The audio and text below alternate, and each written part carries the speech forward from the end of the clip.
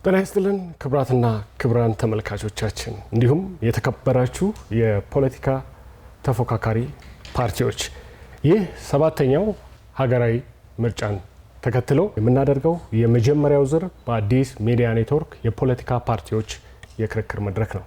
እንኳን ደህና መጣችሁ። ክቡራትና ክቡራን ተመልካቾቻችን የፊታችን ምርጫ 2018 ኢትዮጵያ የምትመርጥበት ኢትዮጵያ አዲስ መንግስት የምታቋቁምበት መሆኑ ይታወቃል። ይህን ተከትሎ በአዲስ ሚዲያ ኔትወርክ በአዲስ አበባ ከተማ የሚወዳደሩ የምርጫ ፖለቲካ ፓርቲዎችን የምናከራክርበት መድረክ ነው። ክቡራትና ክቡራን የዛሬው መከራከሪያ ርዕሳችን የሁላችንንም የዕለት ተዕለት ህይወት የሀገራችንን ሰላምና የከተማችንን የነገ ዕጣ ፈንታ የሚወስን አንኳር ጉዳይ ነው። የዲሞክራሲ ባህል ግንባታ። በእርግጥ ምርጫ በመጣ ቁጥር የምርጫ ኮረጆ ውስጥ ድምፅ መስጠት አንድን ሀገር ዲሞክራሲ አያስብልም። እንደሚታወቀው ለምን አንኳር ያስብለዋል? የፖለቲካ ልዩነትን እንደ ጠላትነት ሳይሆን እንደ ሀሳብ ገበያ ለማየት የሀሳብ መሸናነፍም በጸጋ የመቀበልና የመቻቻል እና የማስፈን እንዲሁም የተቋማትን የግለሰቦች በላይ ገዝፈው የሚታዩበትን ህግ የበላይነት የምናስተዋውቅበት የምናመጣበት ይህ የፖለቲካ መድረክ ነው።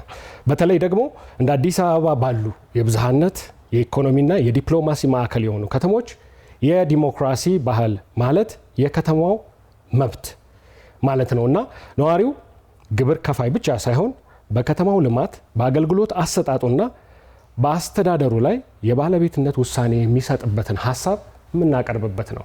ክቡራን ተፎካካሪ ፓርቲዎች እንዲሁም መላው የአዲስ ሚዲያ ኔትወርክ ተከታታዮቻችን ይህ ፕሮግራም ዛሬ የመጀመሪያው ዙር ሆኖ ለተከታታይ 5 ምዕራፎች የሚከናወን የምርጫ ክርክር መድረክ መሆኑን መግለጽ ፈልጋለሁ። ይሄ ከመሆኑ በፊት ባሳለፍነው የካቲት 21 ምርጫ ቦርድ እንዲሁም የተፎካካሪ ፓርቲዎች ምክር ቤትና አዲስ ሚዲያ ኔትወርክ በጋራ ባደረገው የሚዲያ አጠቃቀም ዙሪያ ላይ የተገኙ ፓርቲዎችን አስከትዬ ማስታወስ ፈልጋለሁ። ነጻነትና እኩልነት ፓርቲ፣ ህዳሴ ፓርቲ፣ ህብር ለኢትዮጵያ ዲሞክራሲ ፓርቲ፣ ብልጽግና ፓርቲ፣ አዲስ ትውልድ ፓርቲ፣ ትብብር ለኢትዮጵያ አንድነት፣ የወሎ ህዝቦች ዴሞክራሲ ፓርቲ፣ ጎጎት ለጉራጌ አንድነትና ፍትህ ፓርቲ፣ የኢትዮጵያ ዲሞክራቲክ ህብረት፣ የኢትዮጵያ ብሔራዊ አንድነት ፓርቲ፣ የኢትዮጵያ ሶሻል ዴሞክራቲክ ፓርቲ፣ የኦሮሞ ነጻነት ግንባር፣ ራያ ራዩማ ዴሞክራሲያዊ ፓርቲ፣ የኢትዮጵያ ዜጎች ለማህበራዊ ፍትህ ፓርቲ፣ አማራ ብሔራዊ ንቅናቄ ፓርቲ በዕለቱ በመገኘት የጋራ ምክክር ማድረጋችንን እናስታውሳለን። በዚህ መሰረት በዕለቱ በወጣ እጣ አማካኝነት የተፎካካሪ ፓርቲዎች ለሚወያዩበት ርዕስ እጣ አውጥተዋል። በእርግጥ ገዢው አሁን ያለው የብልጽግና ፓርቲ በሁሉም 5 ምዕራፎች ላይ ባለው ህግና ደንብ መሰረት እንደሚከራከር ይታወቃል።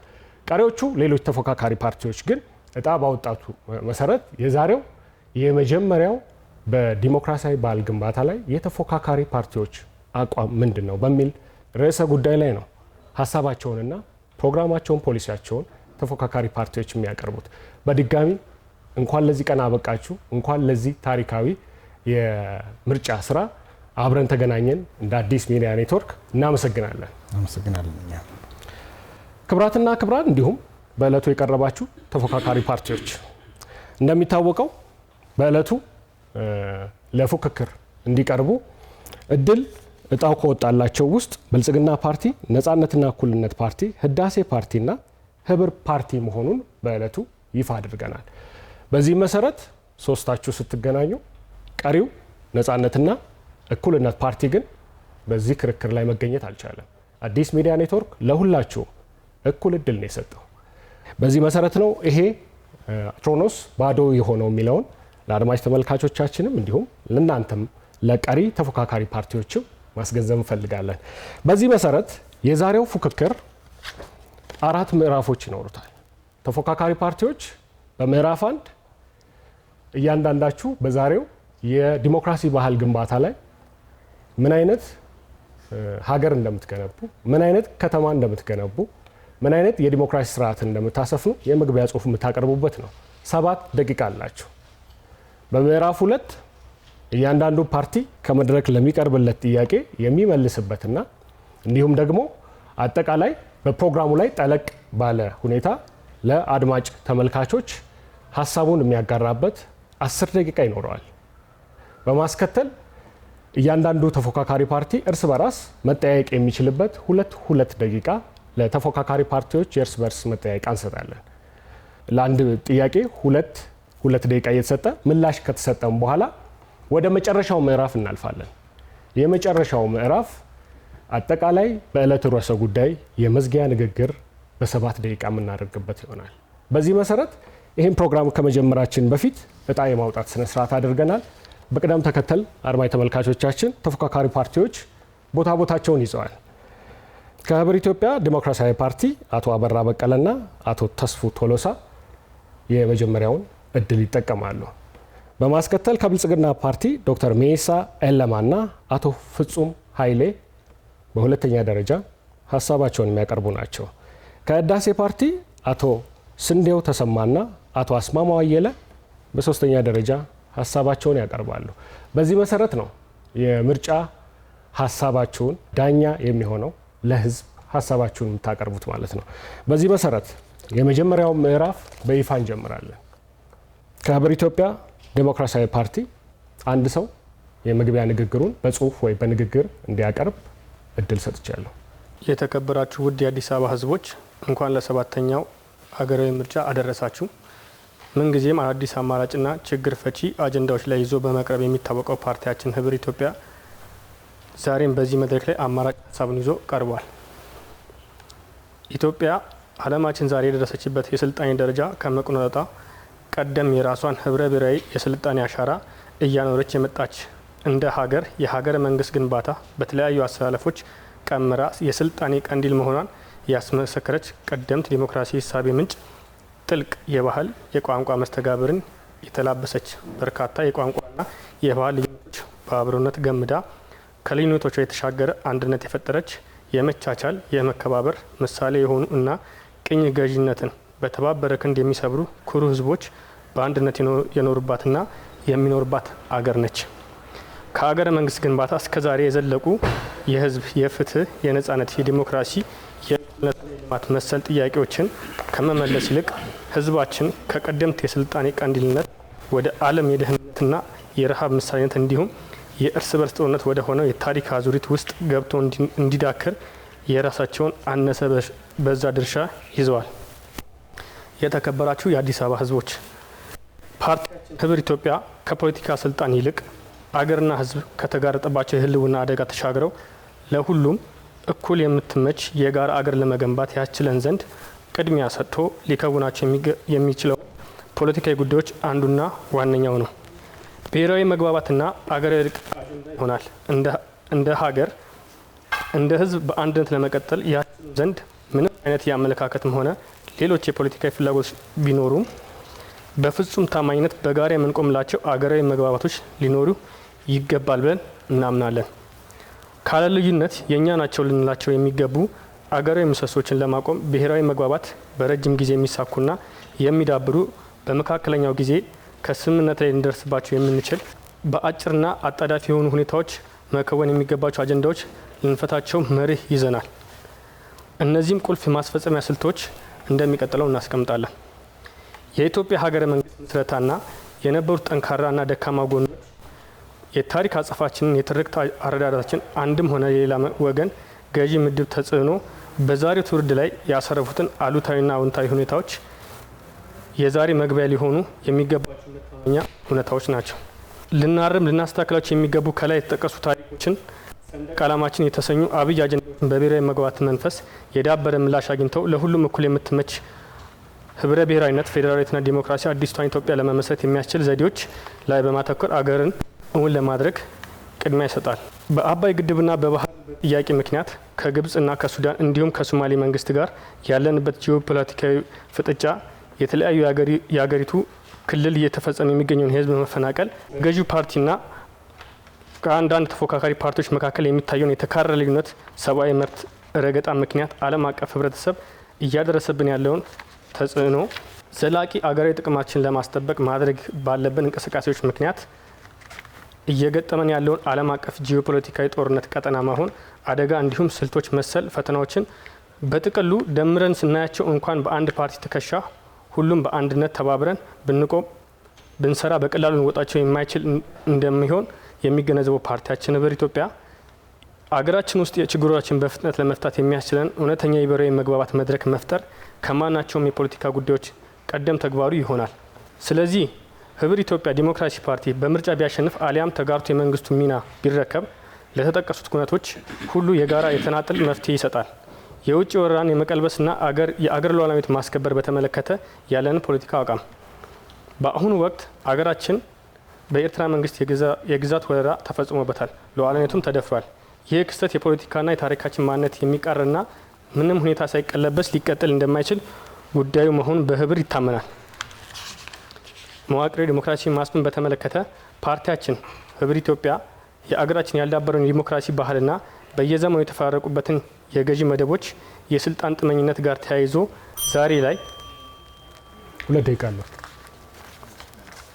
ዛሬ ላይ የመወነጃጀል፣ የመፈራረጅ፣ የመጣለፍና እጅግ ጽንፍ ረገጥ እሳቤ ልምዶች የተንሰራፉባት በመሆኗ ዛሬ ላይ ካለ ብሔራዊ መግባባትና ብሔራዊ እርቅ መሰረት ያደረጉ መሰረታዊ መዋቅሮች የሽግግር ሂደቶች ማለፍ የግድ ነው ብሎ ያምናል።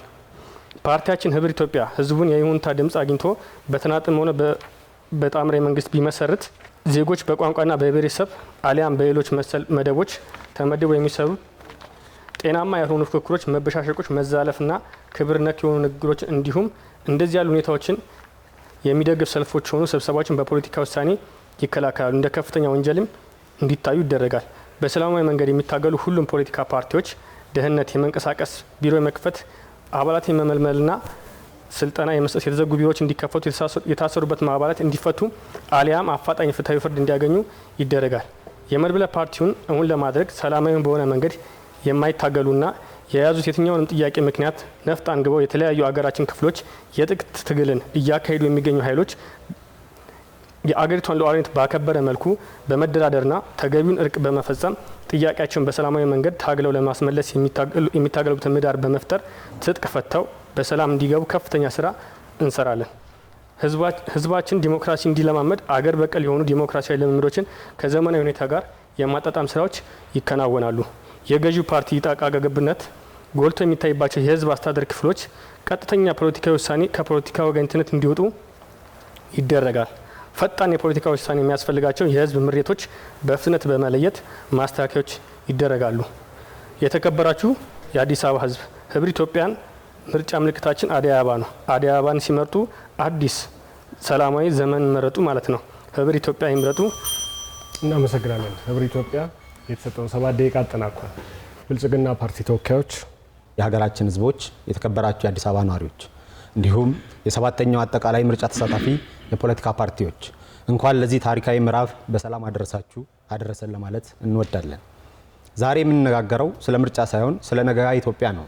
ስለ ነገ ሀገር ተረካቢ ልጆቻችን ተስፋና ስለምትጸናዋ ኢትዮጵያ ሀገረ መንግስት። እኛ ብልጽግናዎች የምንከተለው የፖለቲካ ርዕዮተ ዓለም ሀገር በቀል እሳቤ መደመር የኢትዮጵያ ወርቃማው አማካይ ነው ብለን እናምናለን። የብልጽግና ፓርቲ ርዕዮተ ዓለም ለግለሰብ ነጻነትና ለቡድን መብት እኩል ዋጋ የሚሰጥ የሀብታምና የድሃ የአርሶ አደርና የከተሜ ልዩነት ሳይገድበው ሁሉንም በኢትዮጵያዊነት ጥላ ስር የሚደምር ነው። ለእኛ ርዕዮተ ዓለም መንገድ እንጂ መዳረሻችን አይደለም። መዳረሻችን ሁለንተናዊ ብልጽግና ነው። መደመር እሳቤ እየተመራን ብልጽግናን መዳረሻችን አድርገን ከጠባብ የፖለቲካ አታይ ተላቀን አካታች ወንድማማችነትና እህትማማችነት ሀብታችን መሆኑን በመገንዘብ የሀገራችን ፖለቲካ ከጫፍ ጫፍ ከሚጓተት ወደ መሃል ከወዳጅና ጠላት ወደ መተባበር ለማምጣት ሞክረናል። ለጠንካራ ሀገረ መንግስት ግንባታ የፖለቲካ አውዳችን ከፉክክር ባሻገር ትብብር ላይ እንዲመሰረት ከመገፋፋት ይልቅ እርስ በርስ መተባበርን ቀዳሚ ተግባራችን አድርገን ተንቀሳቅሰናል። በፖለቲካ ልዩነት ከከረረ ጥላቻ ተላቀን ልዩነትን እንደ ጌጥ እሴትን አክብረን ዲሞክራሲን ለማጎልበት በምርጫ ያገኘነውን ስልጣን ሌሎች የፖለቲካ ኃይሎችን ከላይ እስከታች ሀገር በመምራት ኃላፊነቶች ውስጥ እንዲሳተፉ ማድረጋችን አዲስና ተምሳሌታዊ የፖለቲካ ባህል እየገነባን ትላንትን እያከምን ዛሬን እየተለምን የነገን ትውልድ ተስፋና ጥያቄ እየመለስን ሁለንተናዊ ብልጽግና ለማረጋገጥ ውጤታማ ጉዞ ጀምረናል።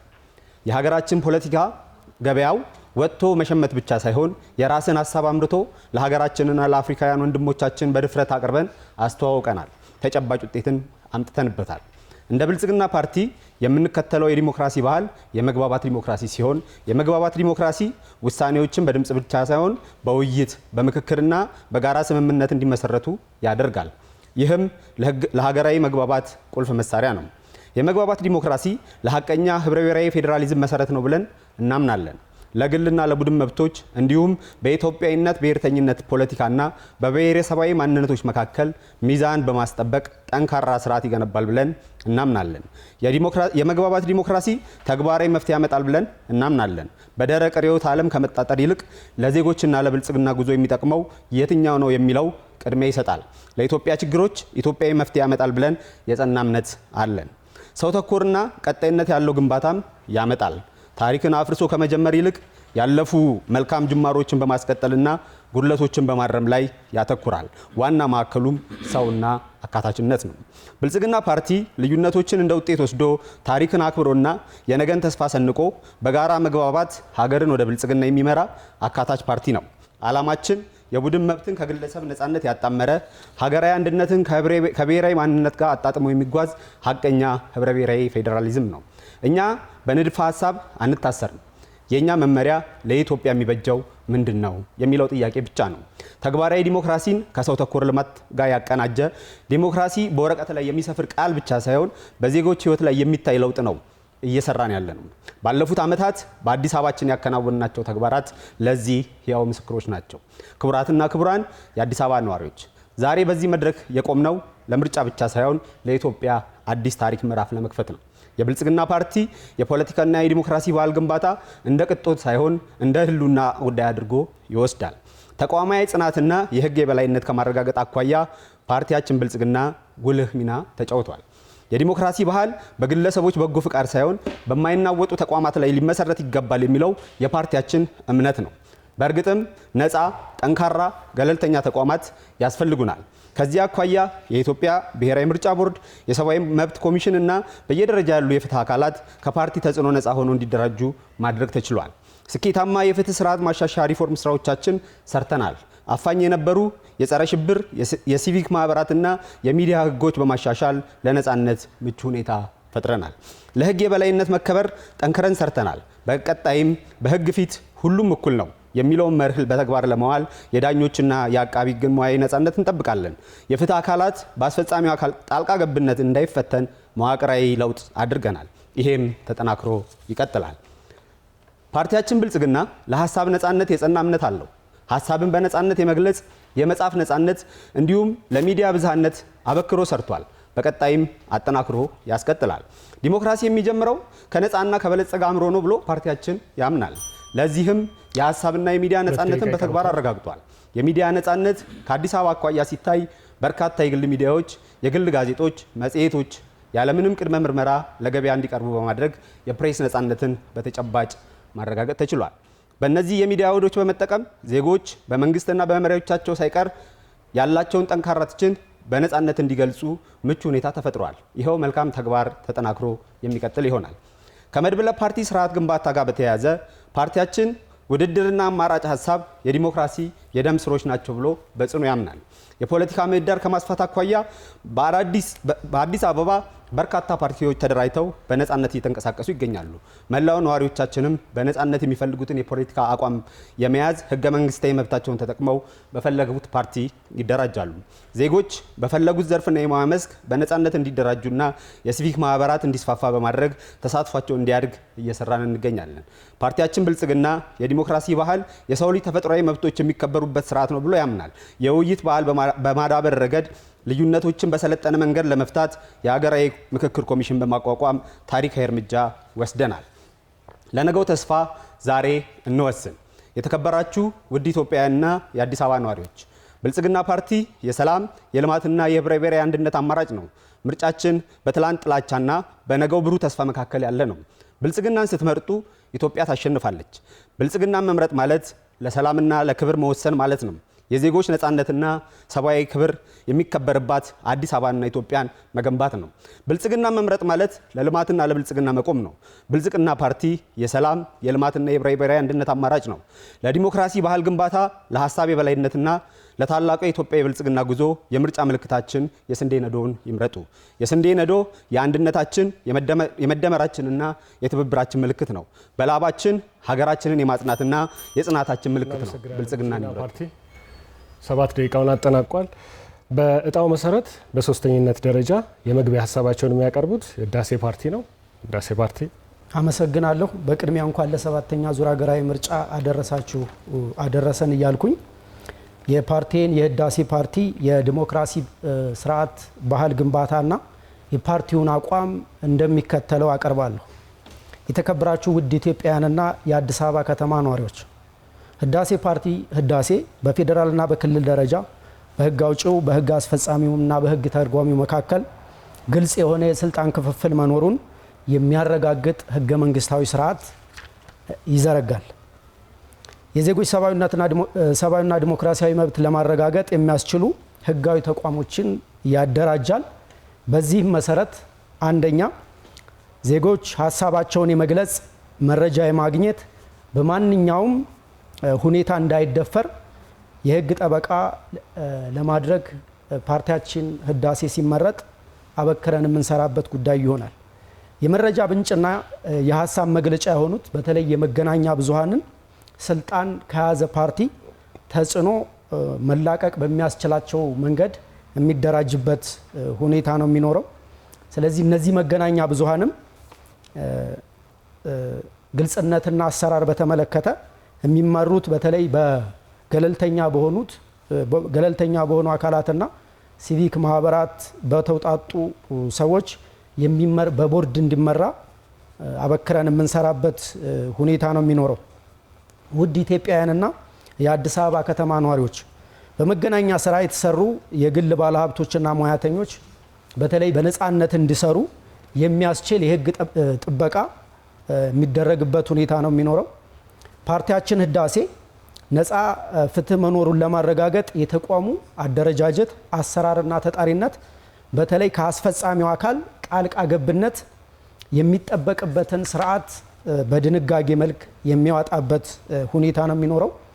ውድ ኢትዮጵያውያንና አዲስ አበባ ከተማ ነዋሪዎች፣ ፓርቲያችን ህዳሴ በዚህ ምርጫ አሸንፎ ስልጣን በሚይዝበት ጊዜ በተለይ በፍትህ ስራ የሚሰማሩ ሰዎችን አንዱ መመዘኛ የሚያደርገው የሙያ ብቃትና መልካም ስነ ምግባርን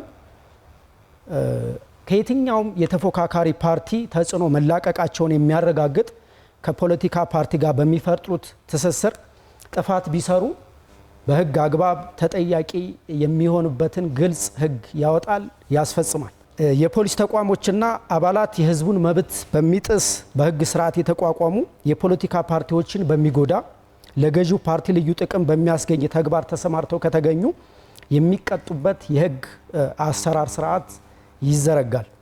በመብት ረገጣና በስልጣን ብልግና የተሰማሩ የመንግስት ሹማምንቶችን ለመመርመር ወደ ህግ ለማቅረብ የሚያስችል የህግ ስልጣን ይሰጣቸዋል። የፖሊስ ተቋማት ተጠሪነት ቀጥታ ለህግ አውጪው እንዲሆን የምንሰራበት ሁኔታ ነው የሚኖረው።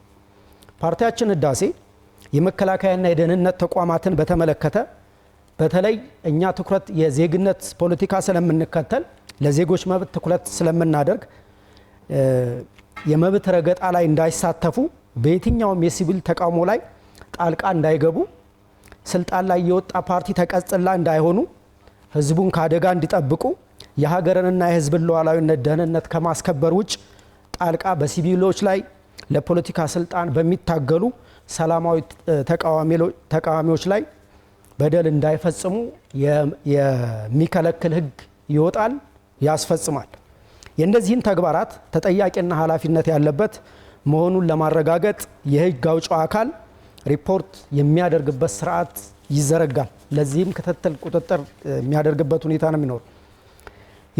የሀገሪቱ ሲቪል ፓርቲዎች ወደ ፖለቲካ ስልጣን በወጡና ከስልጣን በወረዱ ቁጥር እየፈረሰ እንደገና የሚቋቋሙበት አሰራር ተወግዶ የአደረጃጀትና የአሰራር ነፃነት እንዲኖር፣ የስራ ልምድና የተቋሞች ደረጃ ተከታታይነት እንዲረጋገጥ በሚያስችል መንገድ ይዋቀራል።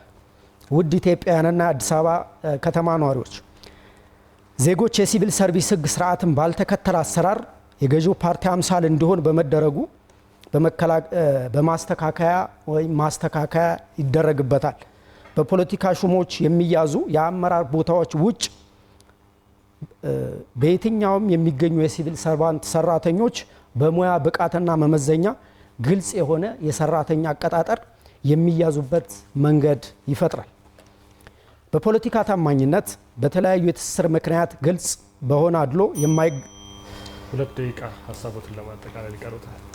በፖለቲካ ታማኝነት በተለያየ የትስስር ምክንያቶች ግልጽ በሆነ አድሎ የማይገባቸው ጥቅም ያገኙና በአንጻሩ በግፍ አሰራር የሚገባቸውን ጥቅም ያላገኙ ሰራተኞች ይህንን የሚያጣራ ኮሚሽን በማቋቋም ከህግ አሰራር አካል ውጭ ሪፖርት ከቀረበ የህጋዊ ማስተካከያ እርምጃ የሚወሰድበት ስርዓት ይኖራል። የሲቪል ሰርቫንቱ አደረጃጀት ከአስፈጻሚው አካላት ቀጥታ ተጽዕኖ ነፃ መሆኑን ለማረጋገጥ ተጠሪነቱን ለህግ አውጪው አካል እንዲሆን የሚደረግበት ሁኔታ ነው የሚኖረው። በክልል መንግስታትና በፌዴራል መካከል ያለውን የስልጣን ክፍፍልና ግንኙነት ሚዛናዊ በሆነ መንገድ በህግ ስርዓት እንዲመራ በሀገራችን የሚቋቋመው የፌዴራል ስርዓት ጠንካራ መሰረት እንዲኖረው ለማድረግ የሚያስችሉ ህጋዊ እርምጃዎችን ይወሰዳሉ። በሀገራችን ውስጥ የመደራጀት ነፃነት የሚገድቡ እንቅፋቶች ሁሉ በማስወገድ በነፃነት ተደራጅተው የሚንቀሳቀሱ የሲቪክ ማህበራት እንዲስፋፉ ይደረጋል።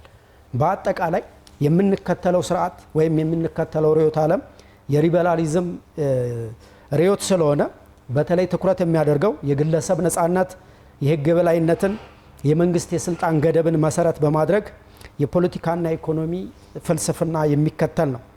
በዲሞክራሲያዊ ስርዓት ግንባታ ሂደት ውስጥ ሊበራሊዝም ዜጎች በነፃነት የሚሳተፉበት፣ ሰብአዊ መብቶች የሚከበሩበትና ተጠያቂነት የሰፈነበት ስርዓት እንዲኖር ትልቅ ድርሻ እንዲኖረው የምናደርግበት ሁኔታ ነው የሚኖረው። አመሰግናለሁ። እናመሰግናለን። ከሰዓቱ በፊት አጠናቀዋል። ክቡራትና ክቡራን ተመልካቾቻችን እየተከታተላችሁ ያላችሁት 7ኛውን ጠቅላላ ምርጫ ተከትሎ በአዲስ አበባ ከተማ የዲሞክራሲ ባህል ግንባታን ተፎካካሪ ፓርቲዎች የመጀመሪያውን እድል በመውሰድ 7 ደቂቃ የመግቢያ ንግግር ነው እስካሁን ያቀረቡልን። ወደ ሁለተኛው እና ከመድረክ ለሚነሱ ጥያቄዎችና በርዕሰ ጉዳዩ ላይ ጠለቅ ያለ ፕሮግራማችሁን ለሚዳኛችሁ ህዝብ የምታቀርቡበት ሰዓት ላይ ነው ያላችሁት። ቀጥታ ወደ ጥያቄ ይገባለሁ። አሁንም በቅደም ተከተላችን እጣ ባወጣ ነው መሰረት ከህብር ኢትዮጵያ 3 ጥያቄዎችን ከዚህ ከመድረክ አቀርብና በተወካዮቻቸው አማካኝነት ምላሽ የሚሰጡባቸውና 10 ደቂቃ በመውሰድ ማብራሪያ ተጨማሪ ሀሳቦችን የሚያቀርቡበት ነው። ዝግጁ ከሆናችሁ መጀመር እችላለሁ። ጥያቄ ቁጥር 1 የፌዴራል አወቃቀር ለውጡን ይመለከታል። በማኒፌስቶአችሁ ገጽ 7 ላይ የፌዴራል አወቃቀሩ በብሔር ብቻ ሳይሆን በመልክዓ ምድር እና በአስተዳደራዊ ምቹነት ላይ ሊመሰረት እንደሚችል ገልጻችኋል። ተመርጣችሁ መንግስት ብትሆኑ አሁን በስራ ላይ ያለውን መንግስት ጂኦግራፊያዊ ፌዴራሊዝሙን እንዴት ነው የምታደርጉት? ክልሎች ይህን እንደ ማንነት የመቀልበስ ሴራ አይቆጥሩትም ወይ? ይህንን ሽግግር ያለ ግጭት እንዴት ይፈታል ብላችሁ ታስባላችሁ? ስልቱ ምንድን ነው? ወደ ሁለተኛው ጥያቄ አልፍ ያለው በማኒፌስቶአችሁ በገጽ 6 ላይ ኢትዮጵያ በፓርላማ ከተመረጠ ጠቅላይ ሚኒስትር ይልቅ በቀጥታ በህዝብ በሚመረጥ ፕሬዝዳንት እንደምትመራ ፍላጎት እንዳላችሁ አስቀምጣችኋል።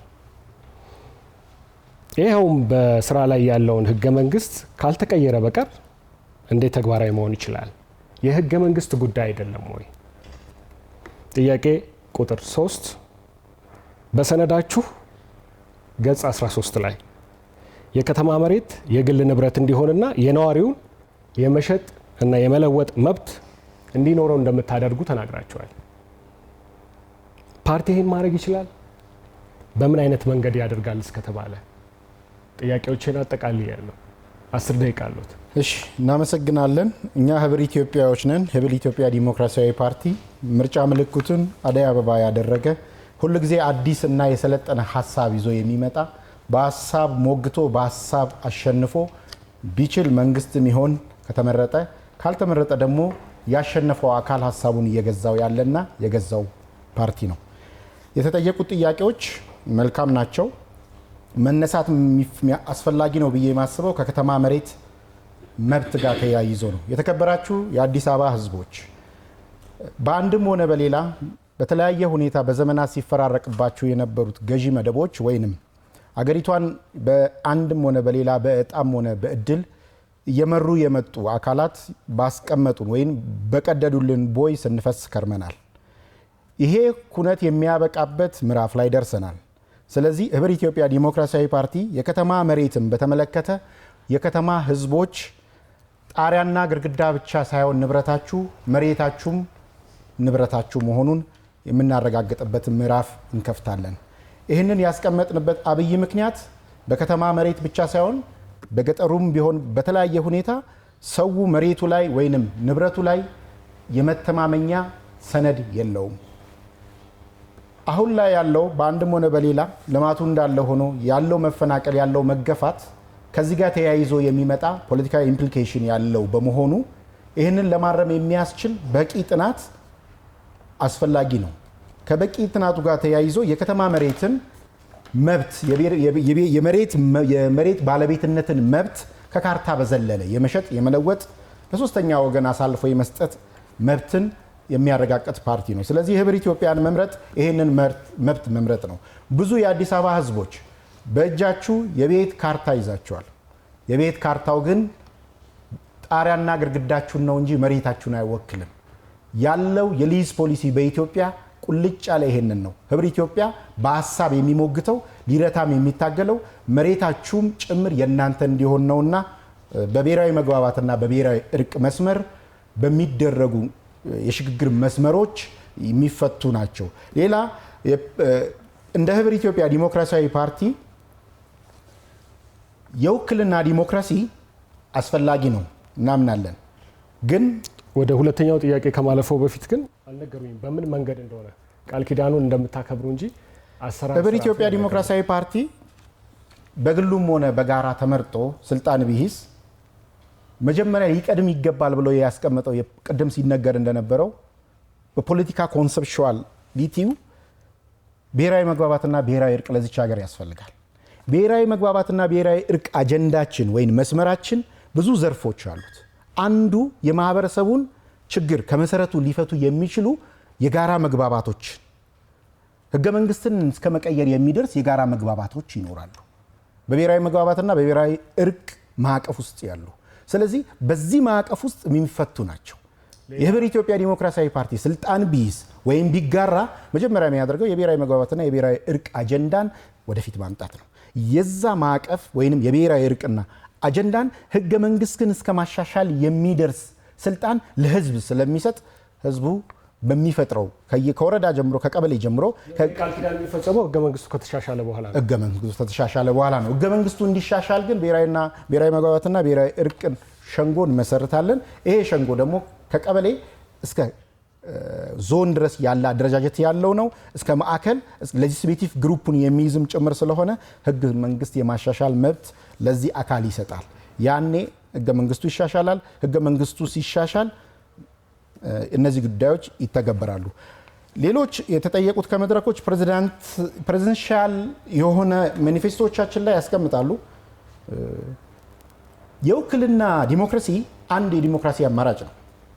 ኢትዮጵያውን እየተከተለች ያለችው ለምሳሌ ህዝቡ በግልጽ ሊረዳው የሚገባው በትክክል ካስተዋልንና ነገሮችን በአግባቡ መረዳት የምንችል ከሆነ እየተመራን ያለ ነው ወይንም አስፈጻሚውን አካል የሚሾመው እኛ ያልሾምነው ወይንም በተዋረድ ታች የሾምነው ላይ መጥቶ ነው የሚመራን ያለው። ለምሳሌ ጠቅላይ ሚኒስትሩን ብንመለከት ዛሬ የሚያስተዳድሩን ከአንድ ወረዳ ወይንም ከአንድ ዞን መጥተው ነው። ጠቅላይ ሚኒስትሩን ምናልባት የሆነ ቦታ ያለ ማህበረሰብ መርጧቸው ሊሆን ይችላል። የመረጣቸው ማህበረሰብ ግን እዛ አካባቢ እንዲያገለግሉ ነው እንጂ መላ ኢትዮጵያን ሊያስተዳድሩ አይደለም። ይህንን መሰረታዊ ልዩነት በአግባቡ የሚረዳው ህብር ኢትዮጵያ ዲሞክራሲያዊ ፓርቲ ጥብቅ የሆነ አቅጣጫዎችን አስቀምጧል። ይሄም ከህገ መንግስት መሻሻል ጋር የሚመጣ ነው። የኢትዮጵያ የምትፈልገው መሪ እንዲመራት ትፈልጋለች። ህዝቡም ይፈልጋል። ቀጥታ ድምፁን ለእከሌ ብሎ ሊሰጥ የሚገባ ህዝብ ነውና የውክልና ዲሞክራሲ ወይንም የውክልና ፓርላማ እንደተጠበቀ ሆኖ ጎን ለጎን ፕሬዚደንሻል አካሄዶች ይኖራሉ። የዚህ ስጋት ያው እንደዚህ አይነት አሰራር እኛ አሁን ባለን የፖለቲካ ማዕቀፍ ውስጥ ብናየው ስልጣንን ወደ አንድ በኩል አምጥቶ አምባገነን መሪን የመፍጠር አካሄድ ስጋት እንዳለ ይነገራል። ለዚህ ስጋት መልሳችሁ ምንድን ነው? የህዝብ ነፃነትን ይሰጣል። ከስጋቱ የበለጠ እኔ የምፈልገው መሪ ወይንም ከፍተኛ ድምፅ በተመረጠ ሰው እንድንመራ እድል ይሰጠናል። ያ አካል አምባገነን የመሆኑ እድል እጅግ በጣም ጠባብ ነው። ለምሳሌ ባሉት የኢትዮጵያ 11 ክልሎች ውስጥ አሁን ላይ 11 ክልሎች ውስጥ ቢያንስ በሬሾ የተሻለ ድምፅ እያገኘ ነው ያ ግለሰብ ያ ኃይል የሚመጣው። ከዛ በኋላ ብቻውን ሀገሪቷን ይመራል ማለት አይደለም። ፕሬዚደንሻል ስትራክቸርን በደንብ ከተመለከት ነው እያንዳንዱ መዋቅር ከዛ በታች የሚመጣ መዋቅር የሌሎችን ውክልና ኢንዶርስ የሚያደርግ ነውና ብዙም በዓለም ተቀባይነት ያለውና እንደ የሰለጠኑ ሀገሮችም የሚመሩበት ፕሬዚደንሻል ሲስተም ነው። የማይመራን ሰው ያልመረጥነው ሰው ከሚመራን የምንመርጠው ሰው ቢጨቁነን ይሻላል። ይሄ መሰረታዊ መርህ ነው።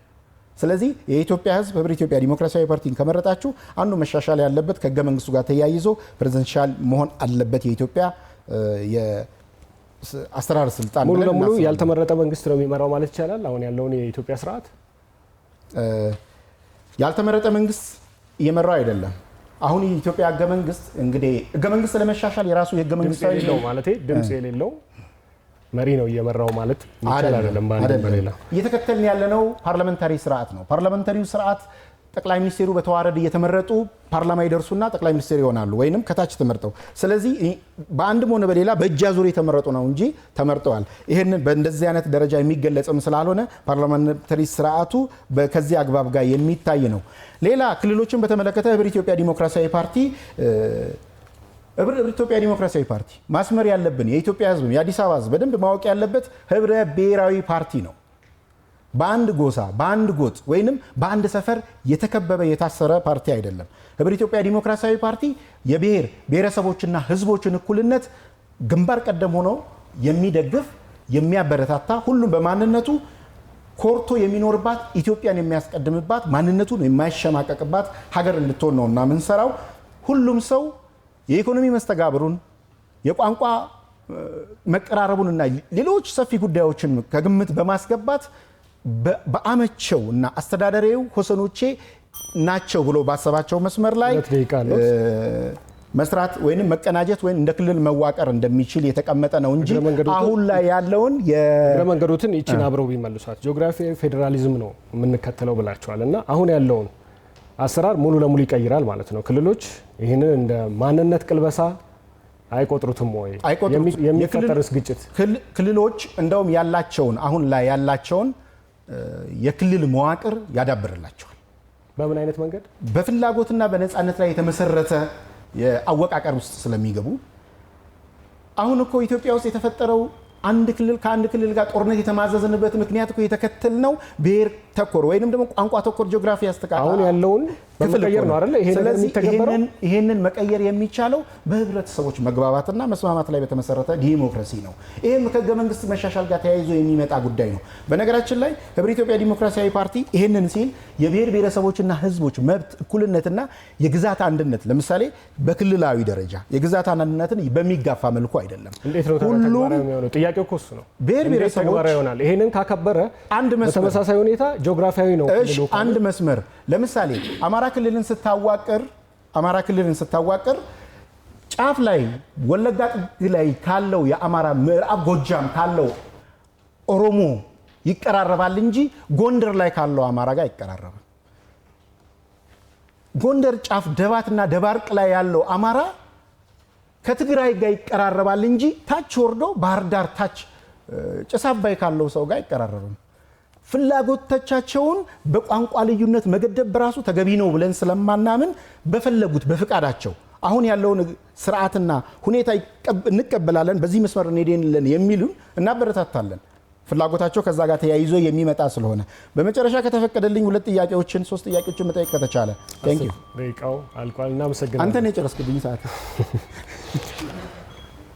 ክቡራትና ክቡራን የዲሞክራሲ ባህል ግንባታና የተፎካካሪ ፓርቲዎች ያላቸውን አጠቃላይ ሀሳብና ፖሊሲዎቻቸውን የሚያቀርቡበት ሁለተኛው ምዕራፍ ላይ ነው ያለነው። ሁለተኛ ደረጃ ላይ ብልጽግና ፓርቲ በተመሳሳይ 10 ደቂቃ አለው። ጥያቄዎችን አቀርብለታለሁ። የትብብር ዲሞክራሲ ወይንስ አንድ አውራ ፓርቲ? በማኒፌስቶችሁ ገጽ 35 እና ገጽ 36 ላይ ኢትዮጵያ ውስጥ ከፉክክር ይልቅ የትብብርና የፉክክር ዲሞክራሲ መገንባት እንዳለበት አበክራችሁ አስቀምጣችኋል። በተደጋጋሚ በማኒፌስቶ ላይ አንብቤዋለሁ። ፉክክር ብቻውን አጥፊ ሊሆን ይችላል። ነገር ግን ትብብር በሚል ስም ተቃዋሚ ፓርቲዎች በስልጣን እያባበሉ ማምጣት በመጨረሻ ሀገሪቱ ጠንካራ ተቃዋሚ ወደ ሌላት አንድ አውራ ፓርቲ ስርዓት አይወስዳትም ወይ የሚል ስጋት አለ። የትብብር ዲሞክራሲያችሁ ተፎካካሪዎችን ከማዳከም በምን ይለያል ማለት ይቻላል? ጥያቄ ቁጥር 2 የከተማ ዲሞክራሲና ኮሪደር ልማትን ይመለከታል። በገጽ 155 ላይ የከተሜ ኢትዮጵያ ምዕራፍ ከተሞች በተለይ አዲስ አበባን ውብና ለኑሮ ምቹ ለማድረግ ሰፊ ራዕዮችን አስቀምጧል። ነገር ግን በከተማ ዲሞክራሲ ጽንሰ ሀሳብ ነዋሪው ተሳትፎ ወሳኝ እንደሆነ ቢታወቅም የልማት ፕሮጀክቶቹ ሲሰሩ ነዋሪው አስቀድሞ በበቂ ሁኔታ ይመክራል ማለት ይቻላል? ልማቱን ከዲሞክራሲያዊ አሳታፊነት ጋር እንዴት ነው የምታስታርቁት? ጥያቄ ቁጥር 3 መንግስት የፖለቲካ ምህዳሩን ማስፋቱን በተደጋጋሚ ይገልጻል። ነገር ግን ተፎካካሪ ፓርቲዎች በጸጥታ ማስከበር ሰበብ የፖለቲካ እንቅስቃሴያችንን ይገድባል ይላሉ። በአዲስ አበባ ተጨባጭ ሁኔታ ስናየው ዴሞክራሲያዊ ባህል ሳይገደብ ሰላምን የማስፈን ቀመራችሁ ምን ይባላል? ምንድን ነው ማሳያው? 10 ደቂቃ። አመሰግናለሁ። የተከበራችሁ የአዲስ አበባ ነዋሪዎች፣ ውድ ኢትዮጵያውያን፣ እንዲሁም ዛሬ አብራችሁን ቆማችሁ የምትፎካከሩ የተከበራችሁ ተፎካካሪ ፓርቲ አመራሮች፣ በቅድሚያ እንኳን ለ7ኛው ሀገራዊ ምርጫ አደረሰን እንላችኋለን።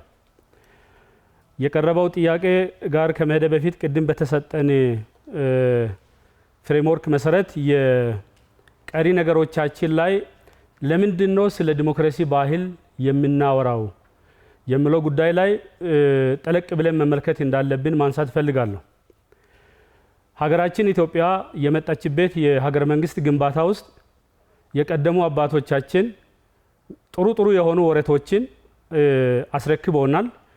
ቢያንስ ሀገር አለን፣ ህዝቡ ዳር ድንበሩ የሚታወቅ ሀገርን አሻግሮ ሰጥቶናል።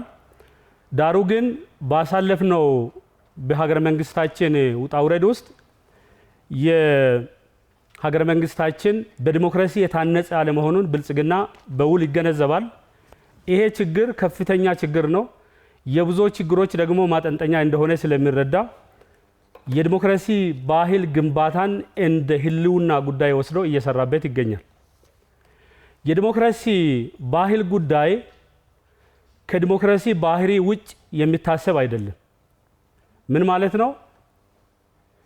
ባህል የሚገነባው በባህሪ ነው፣ በእሴት ነው የሚገነባው። ስለዚህ ብልጽግና በአንድ በኩል ባህሉ ላይ የጸና አቋም አለው፣ እየሰራበት ነው የሚገኘው። በሌላ በኩል ደግሞ ችግሩ የሀሳብ አልባ ፖለቲካ ያመጣብን የዲሞክራሲን ባህሪ አለመላበስ ስለሆነ እሱንም ከመሰረቱ መፍታት አለብን በሚል ከሁሉም ኃይሎች ጋር በጋራ እየሰራ ይገኛል።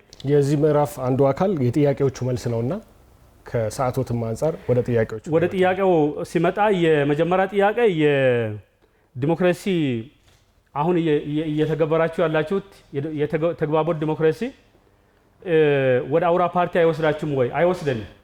አንዱ ችግራችን እንደ ሀገር ራሱ የመጣንበት ጉዳይ በአንድ በኩል ስልጣን የሚሸጋገርበት የነበረው በውርስ ነው፣ በሌላ በኩል ደግሞ በጠመንጃ አፈሙዝ ነው።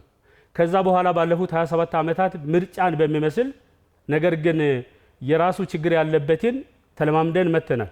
ሁሉም ችግሮቻችን እንደ ሀገር እንደ አዲስ አበባ ከተማም ቢሆን በድምጽ ብልጫና በጉልበት የሚፈቱ ችግሮች ስለሌሉ በምክክር፣ በውይይት፣ በድርድር ችግሮች መፈታት ስላለባቸው አንዱ ይሄ ነው።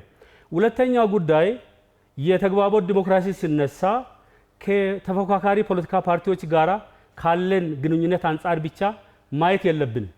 ከዛ የሚልቅ ነው የተግባቦት ዲሞክራሲ።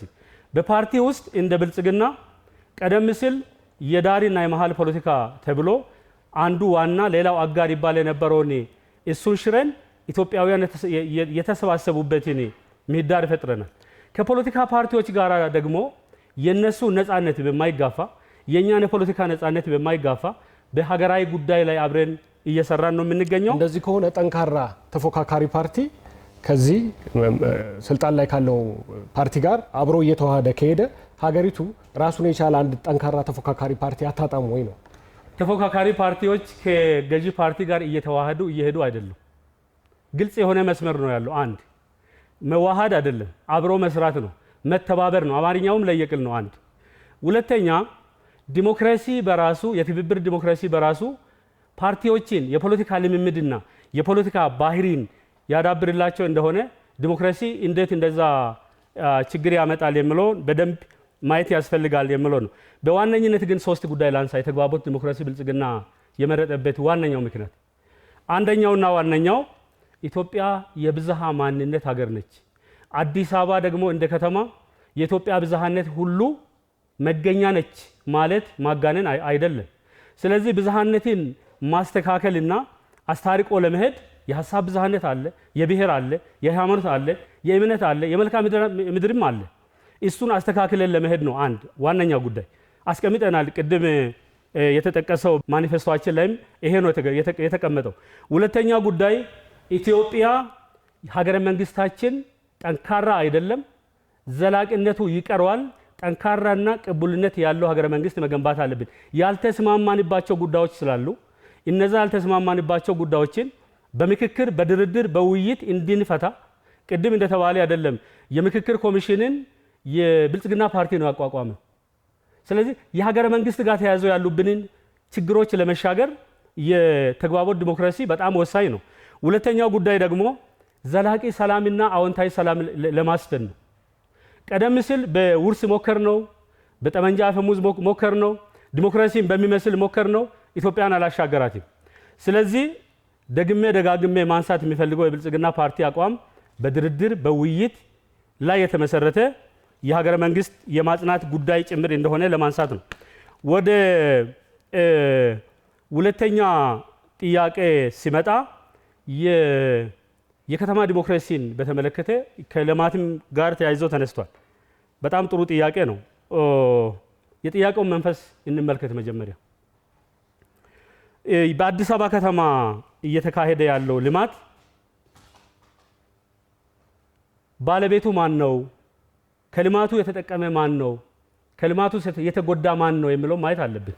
በተለይ ደግሞ ድምጽ የመስጠት ወይም ደግሞ ሀሳብ የመስጠት መብት አለው ወይ ነዋሪ ማለት ነው? በአዲስ አበባ ከተማ ኮሪደር ልማት፣ ወንዞች ዳርቻ ልማት፣ የከተማ መልሶ ማልማት፣ ሌሎች ልማቶች እያንዳንዱ ሰፈርና አካባቢ ነዋሪ ህዝብ ሳይመክርበት ሳይሳተፍበት የተሰራ ልማት የለም።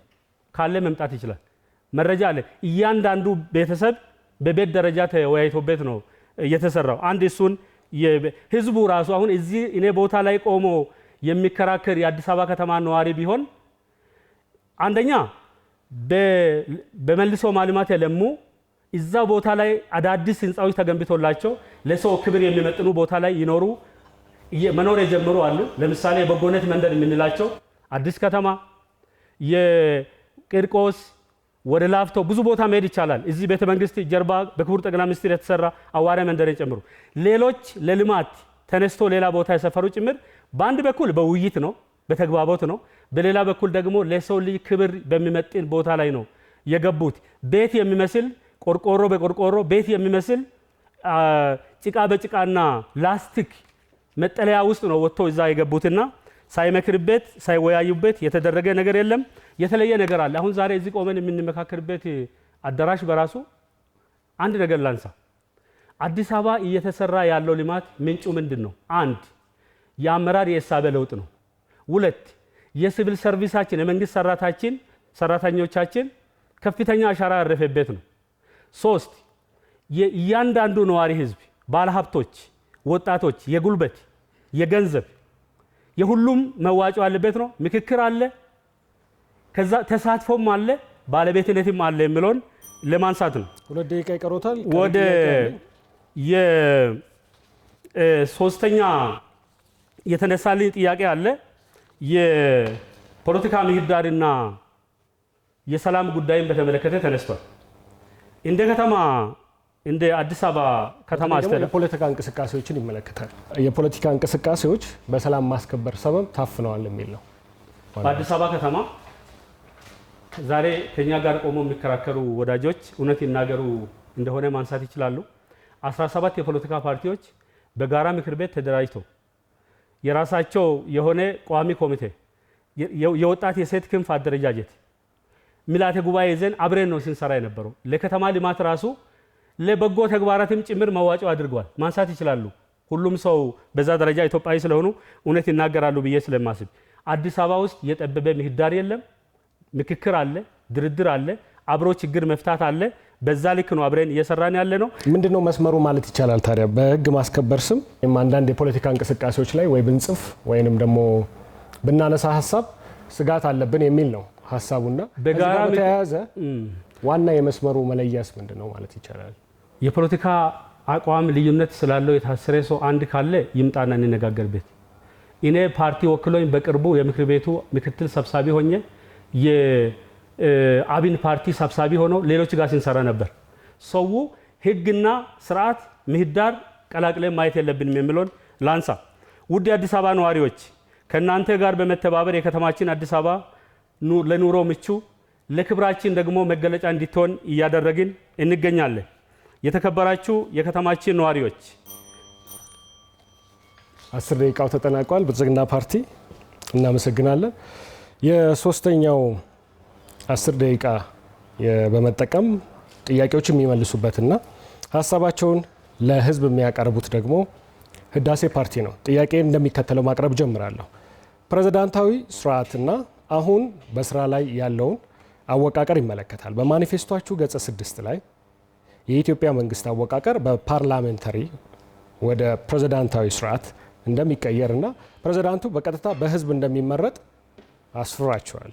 ነገር ግን እንደ ኢትዮጵያ ባሉ የፖለቲካ ባህላቸው ገና በሽግግር ላይ ባሉ ሀገራት ስልጣንን በአንድ ፕሬዝዳንት እጅ መሰብሰቡ አዲስ አምባገነንነት ሊያዋልድ አይችልም ብላችሁ ታስባላችሁ ወይ? ይህንን ስጋት የሚከላከልና የስልጣን ክፍፍሉን የሚያረጋግጥ ምን ተቋማዊ አሰራርና ዝግጅት አላችሁ? ጥያቄ ቁጥር 2 የሲቪል ሰርቪስ ማሻሻያ ወይንም የፖለቲካ በቀል ማለት የሚያስችል ነው። በሰነዳችሁ ላይ ገጽ 10 ላይ በፖለቲካ ወገንተኝነት የተሾሙ የሲቪል ሰርቪስ አመራሮችንና ሰራተኞችን አጣርቶ እርምጃ የሚወስድ ኮሚሽን እንደምታቋቁሙ ጠቅሳችኋል። ይህ ንድፈ ሀሳብ በተግባር ሲተረጎም አዲስ መንግስት ሲመጣ ነባሩ የመንግስት ሰራተኛ የማባረርና የራሱን ሰው የመተካት የፖለቲካ በቀል ባህልን አያጠናክርም ወይ? ሪፎርሙን ከበቀል ለይታችሁ የምታዩት በምን ገለልተኛ መስፈርት ነው? ማን ነው የሚተካው የሚነሳውን ሲቪል ሰርቫንት? ዴሞክራሲያዊ መብትንስ አይጋፋም ወይ? ጥያቄ ቁጥር 3 ሊበራሊዝምንና የቡድን መብትን ይመለከታል። ፓርቲያችሁ የሚከተለው ርዕዮተ ዓለም ሊበራሊዝም እንደሆነና ትኩረቱም በግለሰብ መብት ላይ እንደሆነ በገጽ 5 ላይ አስቀምጣችኋል። ይሁን እንጂ የኢትዮጵያ ፖለቲካ ባለፉት በርካታ ዓመታት የተቀረጸው በህገ መንግስቱ መሰረት ብዙሃንን ማስተናገድ ላይ ያተኮረ ነው። ስለሆነም አሁን ያለው የፖለቲካ ባህልና የህዝብ ስነ ልቦና የሚጋጭ አይሆንም ወይ? በቡድን ማንነትና በግለሰብ ነፃነት መካከል ያለውን መንገድ በምንድን ታስታርቁት? 10 ደቂቃ አሎት። አመሰግናለሁ። ህዳሴ ፓርቲ ህዳሴ ከዚህ ቀደም ክልላዊ ፓርቲ የነበረ ነው። አሁን ሀገራዊ ፓርቲ ሆኖ እየተንቀሳቀሰ ያለና ሰፊ የሆነ ስራ ለመስራት ለኢትዮጵያ ህዝብ በማኒፌስቶ ላይ ባስቀመጠው መሰረት ብዙ ስራዎችን ለመስራት ለመመረጥ ተዘጋጅቶ የመጣ ፓርቲ ነው።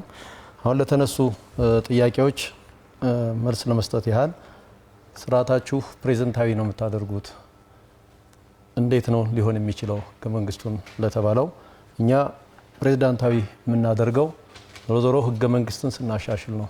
ፕሬዝዳንታዊ የሚሆነው ለህዝብ ቀጥታ ተመራጭ የሆነ ህዝብ የመረጠው እንዲቀመጥ ስለምንፈልግ ነው። ምክንያቱም አሁን ላይ እየመጣ ያለው የግዛት ሂደት ወይም ጠቅላይ ሚኒስትር ሆኖ እየመራ ያለው ከታች ተመርጦ የመጣ አካል ነው። ከአንድ ወረዳ ወይም ዞን ወይም ክልል ላይ ተመርጦ የመጣ ስለሆነ ይሄ ደግሞ ሁሉን ያማክላል ብለን አናስብም እኛ። ስለዚህ እኛ ፕሬዝዳንታዊ መሆን አለበት ብለን ስናስብ ሁሉም ታች ድረስ ያለው ህዝብ በቀጥታ የሚመርጠው ብዙሃኑ መርጦት ሊያስተዳድረው የሚችል መንግስት እናስቀምጣለን የማለት እንጂ አምባገነናዊነትን ያመጣል የሚል እምነት የለንም። ስለዚህ ይህን ለማድረግ ደግሞ ዞሮ ዞሮ ከህዝብ ጋር ተወያይቶ ህዝብን አነጋግረን ህገ መንግስቱ ላይ መቀየር የሚገባውን ቀይረን በዛ ልክ ስንሄድ ነው ፕሬዝዳንታዊ እናደርጋለን። ህገ መንግስቱ መቀየር የለበትም የሚሉ የኢትዮጵያ ህዝቦች አሉ። ህገ መንግስቱ ደግሞ መሻሻል አለበት የሚልም ደግሞ ሌላ ክፍል አለ። ከዚህ አንጻርስ እንዴት ነው የህገ መንግስቱን በቀላሉ የማሻሻል ሀሳብ እንዴት? ኦኬ አሁን ላይ እኛ ብዙሃኑ ህዝብ አሁን ያለውን ሂደት ይቀበለዋል ብለን አናስብም።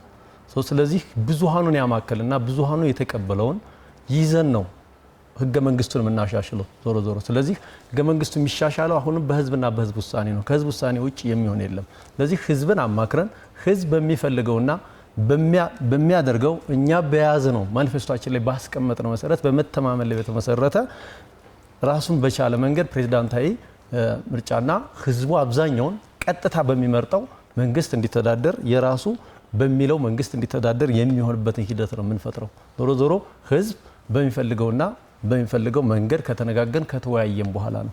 ስለዚህ በውይይት በመነጋገር ተደርጎ ነው ፕሬዝዳንታዊ ምርጫውን የምናደርገው እንጂ እኛ ቀጥታ እንትን የምናደርገው አይደለም። የመጀመሪያውን ጥያቄ ጓደኛ ባቀረበበት መንገድ ለማከል ያክል እኛ አሁን ያለውን የፓርላሜንታዊ ስርዓት ስልጣን ስንይዝ ወደ ፕሬዝዳንታል ለመቀየር ነው በማኒፌስቶችን ላይ ያስቀመጥ ነው። ስለዚህ አጠቃላይ ከታሪካዊ ዳራውና ከዓለም ተሞክሮም ጋር ለማዛመድ ያክል የፓርላሜንታል አሁን ያለው አጠቃላይ የመጨረሻው የስልጣን አካል ወይም ጠቅላይ ሚኒስተሩ የሚመረጡት በህዝብ ተወካዮች የመጨረሻ እንደራሴዎች አማካኝነት ነው። ስለዚህ በዚህ በተመረጠው ደግሞ አሁን ላይ እኛ የምንከተለው የግለሰብ መብት ላይ ትኩረት አድርገን ስለሆነ አሁን ባለው ነባራዊ ሁኔታ የግለሰቦች መብት በአግባቡ እየተከበረም ስላልሆነ እያንዳንዱ ሰው ደግሞ የግለሰብ መብት ሲጠበቅ ደግሞ እያንዳንዱ ሰው ደግሞ የራሱን መሪ የመምረጥ ኃላፊነት አለው ማለት ነው። ስለዚህ ከዚህ ጋር እንዴት ነው ባላንስ የምታደርጉት? በአጠቃላይ መንግስት የሚመሰረተው በቡድን በአጠቃላይ አብላጫ ድምፅ ባለው እንደሆነ ይታወቃል ማለት ነው። ስለዚህ የብዙሃን ድምፅ የሚከበርበት የአናሳዎች ድምፅ ደግሞ በተለይ ግለሰብ ላይ ስለምናተኩር የአናሳዎች ድምፅ ደግሞ ይጠበቃል ማለት ነው፣ ይከበራል ማለት ነው። ስለዚህ እያንዳንዱ ሰው የራሱን መሪ የመምረጥ ፖሊሲ ነው የምንከተለው ማለት ነው። ለምሳሌ ከዚህ አንጻር አሜሪካን ማየት እንችላለን። በፕሬዚዳንሻል የሚመሩ ሀገራትን ማየት እንችላለን። የፖለቲካ ማዕቀፉና ያላቸው ታሪክ ከኛ ጋር የተለያየ ነው የአሜሪካ ህዝብና ኢትዮጵያ። በአጠቃላይ እንደኛ የምንከተለው ዲሞክራሲም ህብረ ብሔራዊ ዲሞክራሲ እንደሆነ በደንብ በማኒፌስቶችን ላይ ተቀምጧል። በአጠቃላይ እዛ ውስጥ ደግሞ በተለይ የምንመርጥበት ከፍተኛውን አካል ወይም ፕሬዚዳንቱን የምንመርጥበት ደግሞ በቀጥታ የህዝብ ተወካዮች እንደሆነ የተቀመጠበት ሁኔታ ነው ያለው ማለት ነው። ከዚህ አንጻር አጠቃላይ ከህገ መንግስት ማሻሻል ጋር በተያያዘ የህገ መንግስቱ የሚሻሻሉ ነጥቦች አሉ ማለት ነው። ስለዚህ የምናስተካክላቸው አሉ። በአጠቃላይ በአሰራር በአደረጃጀቱ ዙሪያ እዛው ህገ መንግስቱ ጋር የምናስተካክልበት የሲቪል ሰርቪሱን ማሻሻያ እዙ ላይ መልስ። ኦኬ ከሲቪል ሰርቪስ ማሻሻያ ጋር በተመለከተ እያንዳንዱ ሲቪል ሰርቫንት ከፖለቲካ ፓርቲ በሚመራው የመንግስት አስተዳደር ተጽዕኖ ነፃ እንዲሆን ነው የሚፈለገው። ተጠሪነቱም ቀጥታ ለህግ አውጪው ህግ ላወጣው አካል እንዲሆን ነው የሚፈለገው። ለምን እያንዳንዱ ሰራተኛ ወይም ሲቪል ሰርቫንት አጠቃላይ የማህበረሰቡን የአገልግሎት አሰጣጥ ተደራሽነት ማስፋት ነው የሚጠበቅበት ማለት ነው። ስለዚህ እዛ ውስጥ ያሉ ደንቦች፣ መመሪያዎችና አሰራሮችን በነፃነትና በግልጽነት ማስተናገድ እንዲችል እዛ ውስጥ በአግባቡ ስራቸውን የማይወጡ አካላት ካሉ እዛው የተጠያቂነት ስርዓት እየሰፈነ ይሄዳል እንጂ አጠቃላይ በአዲስ ነባሩን በአዲስ የምንተካበት ሁኔታ ነው የሚኖረው። መጀመሪያው ላይ በህግ ማዕቀፋችን በህግ አውጪ አካል ጋር ነባሩን በአዲስ መተካት ነው አይደል ሀሳቡ? አይ አንተካም፣ እንደዛ የሚል የለው።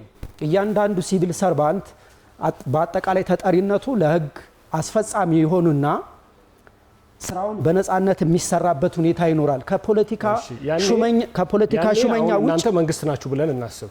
ያኔ ይሄ ነገር ተተገበረ። አሁን ያለው መንግስት ማለትም የእናንተ መንግስት የዛ አካል ነው ይሄ ሲቪል ሰርቫንት ለማለት የሚያስችል ወይንም እንዲህ እንዳይባል እንደዚህ እንዳይፈረጅ ምንድነው መስመሩ? በአጠቃላይ በግልጽ ያስቀመጥነው ማኒፌስቶችን ላይ የሰራተኛው ተጠሪነቱ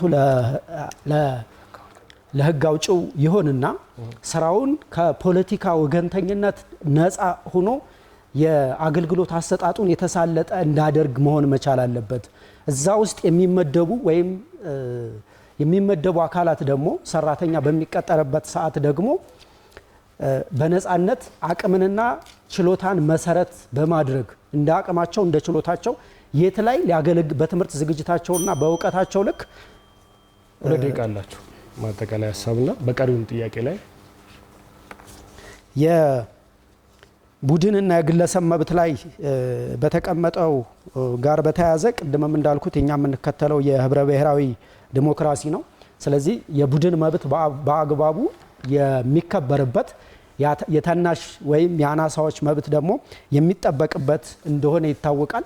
በአጠቃላይ የግለሰብ ነፃነት በአግባቡ ተከበረ ማለት የአንድ ሰው ነፃነት በአግባቡ ተከበረ ማለት የብዙ ወይም የቡድኖች እየተከበረ የሚሄድበት ሁኔታ እንጂ የተለየ ተጽዕኖ የሚፈጥርበት ሁኔታ የለም ማለት ነው። በቀራችሁ ሰዓት የቀረ ሀሳብ ካላችሁ ኦኬ። እዚህ ሲቪል እንትኑ ላይ እኛ ያስቀመጥነው ማኒፌስቶችን ላይ የተቀመጠው ሲቪል ሰርቫንቱ ከፖለቲካው ነፃ የሆነ ራሱን ወጥ የሆነ አደረጃጀት ይዞ የትኛውም አካል መጥቶ ሊያፈርሰው በማይችለው መንገድ አደረጃጀት ይዞ ይቀጥላል የሚል ነው ያስቀመጥንበት እኛ እዛ ላይ። ምክንያቱም አሁን ላይ ያለው አንዱ ሲመጣ አፍርሶት የሚሄድ አንዱ ሲመጣ አፍርሶት የሚሄድ ሳይሆን ህዝብን ሊያገለግል የሚችል አንድ መስመር ውስጥ የተከተተ ለህግ አውጪው ተጠሪ የሆነ የሚቀጥልበት ሂደት አስቀምጠን እንሄዳለን የሚል ሂደትን ያስቀምጠን። ሌላው የግለሰብና የቡድን በሚለው የግለሰቦች መብት በተከበረ ቁጥር የቡድኖች መብት እየተከበረ ነው የሚሄደው። ስለዚህ የኛም አንደኛ ትልቁ እንትናችን በግል ያልነው ግለሰቦች መብታቸውን እያከበርን በሄድን ቁጥር ቡድኖች በጋራ መብታቸው እየተከበረና አንድ የሆኑ የሚሄዱበት ሂደት ስለሚመጣ የግለሰብ መብትን ቀድመን እናከብራለን የሚል እንትን ለማስቀመጥ ነው። ይሄን ለመጨመር ነው። ካጠናቀቃችሁ በአጠቃላይ የቀረቡት ጥያቄዎች በአጭሩ ምላሻችን ይህን ይመስላል። ፓርቲያችን ህዳሴ የመወዳደሪያ ምልክታችን እናመሰግናለን። 10 ደቂቃችንን ጨርሳችኋል። ተመልካቾቻችን እንዲሁም የተከበራችሁ ተፎካካሪ ፓርቲዎች በዛሬው መርሃ ግብራችን አማካኝነት ሁለተኛው ምዕራፍ ነው ያጠናቀቅነው። አሁን ሶስተኛው ምዕራፍ ቅድም በተናገርኩት መሰረት እያንዳንዱ ፓርቲ ለሚፈልገው ሌላ ተፎካካሪ ፓርቲ በ2 ደቂቃ ውስጥ የሚፈልገውን ጥያቄ ማቅረብ የሚችልበት ሰዓት ላይ ነው የምንገኘው። በዚህ ውስጥ ለአንድ ፓርቲ 2 ጥያቄን የማቅረቢያ መብት አላችሁ። እያንዳንዱ ፓርቲ በተዘጋጀው መሰረት አሁንም ቅድም ባወጣነው እጣ መሰረት ከህብር ኢትዮጵያ መጀመር እንችላለን። 2 ደቂቃውን መጠቀም ይችላሉ። እሺ፣ እናመሰግናለን። እኛ ህብር ኢትዮጵያዎች ነን። ህብር ኢትዮጵያ ዲሞክራሲያዊ ፓርቲ ሁሌ አዲስ እና የሰለጠነ ሀሳብን የሚያራምድ ፓርቲ ነው። ምልክቱም አደይ አበባ ነው። አደይ አበባን ይምረጡ። 2 ጥያቄዎች አሉን ለአጋሮቻችን ወይ ለጓዶቻችን። ብዙ ጊዜ ለብልጽግና አጋራችን ጓዳችን የምናስቀምጠው 2 ጥያቄዎች አሉ። የአዲስ አበባ ህዝብን በተመለከተ የፖለቲካ ውሳኔ የሚያስፈልጋቸው በርካታ ጉዳዮች አሉ። አንደኛ የፖለቲካ ውሳኔ ሊያስፈልጋቸው የሚገባ ሙስናን በምን ልታረቁ ትችላላችሁ? በኑሮ ውድነት እየተሰቃየ ያለውን ማህበረሰብ በምን ልትክሱትና በምን ልታስተካክሉለት ተነስታችኋል?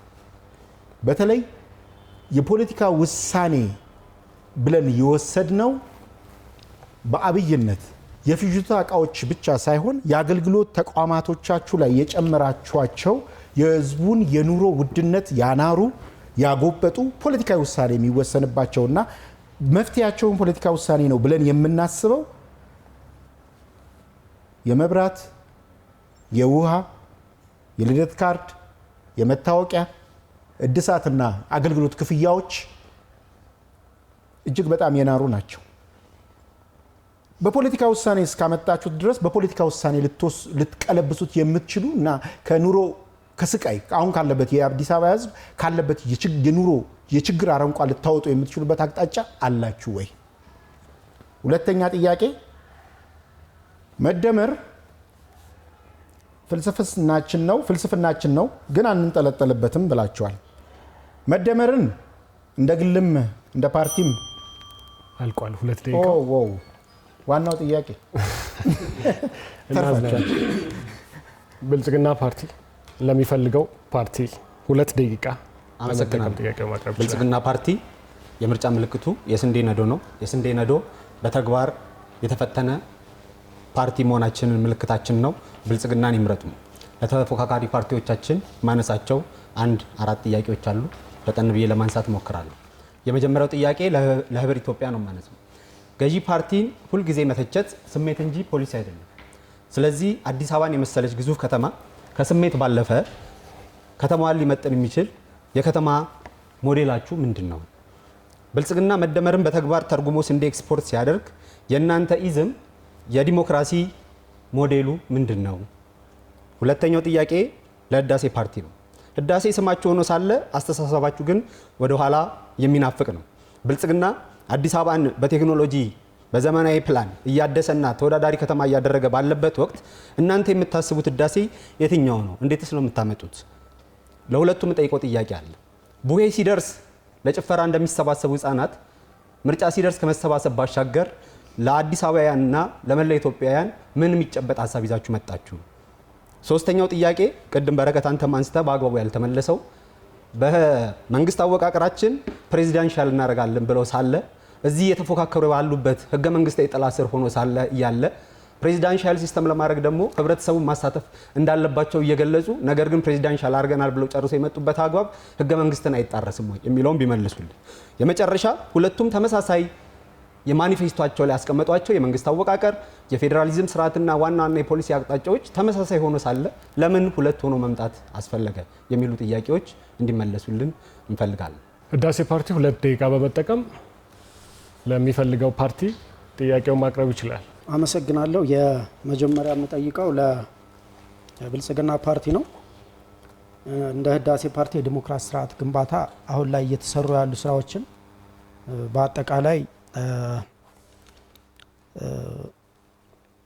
እውቅና እየሰጠ ከዚህ በፊትም የመጣ ፓርቲ እንደሆነ ይታወቃል። አሁንም እውቅና ይሰጣል ማለት ነው። ነገር ግን በዲሞክራሲ ስርዓት ግንባታ እየተሰሩ ያሉ ስራዎች በተለይ የቃል ኪዳን ሰነድ የፈረሙ ፓርቲዎች ወይም የጋራ ምክር ቤት ተብሎ የሚጠራው የፓርቲውን ስነ ምግባር በማስፋት ረገድ ወደር የለሽ ሚና እንደሚጫወት ይታወቃል ማለት ነው። ፓርቲው ይህን ምህዳር ለማስፋት በተለየ መንገድ ቀጣይ ምን ለማድረግ አስቧል?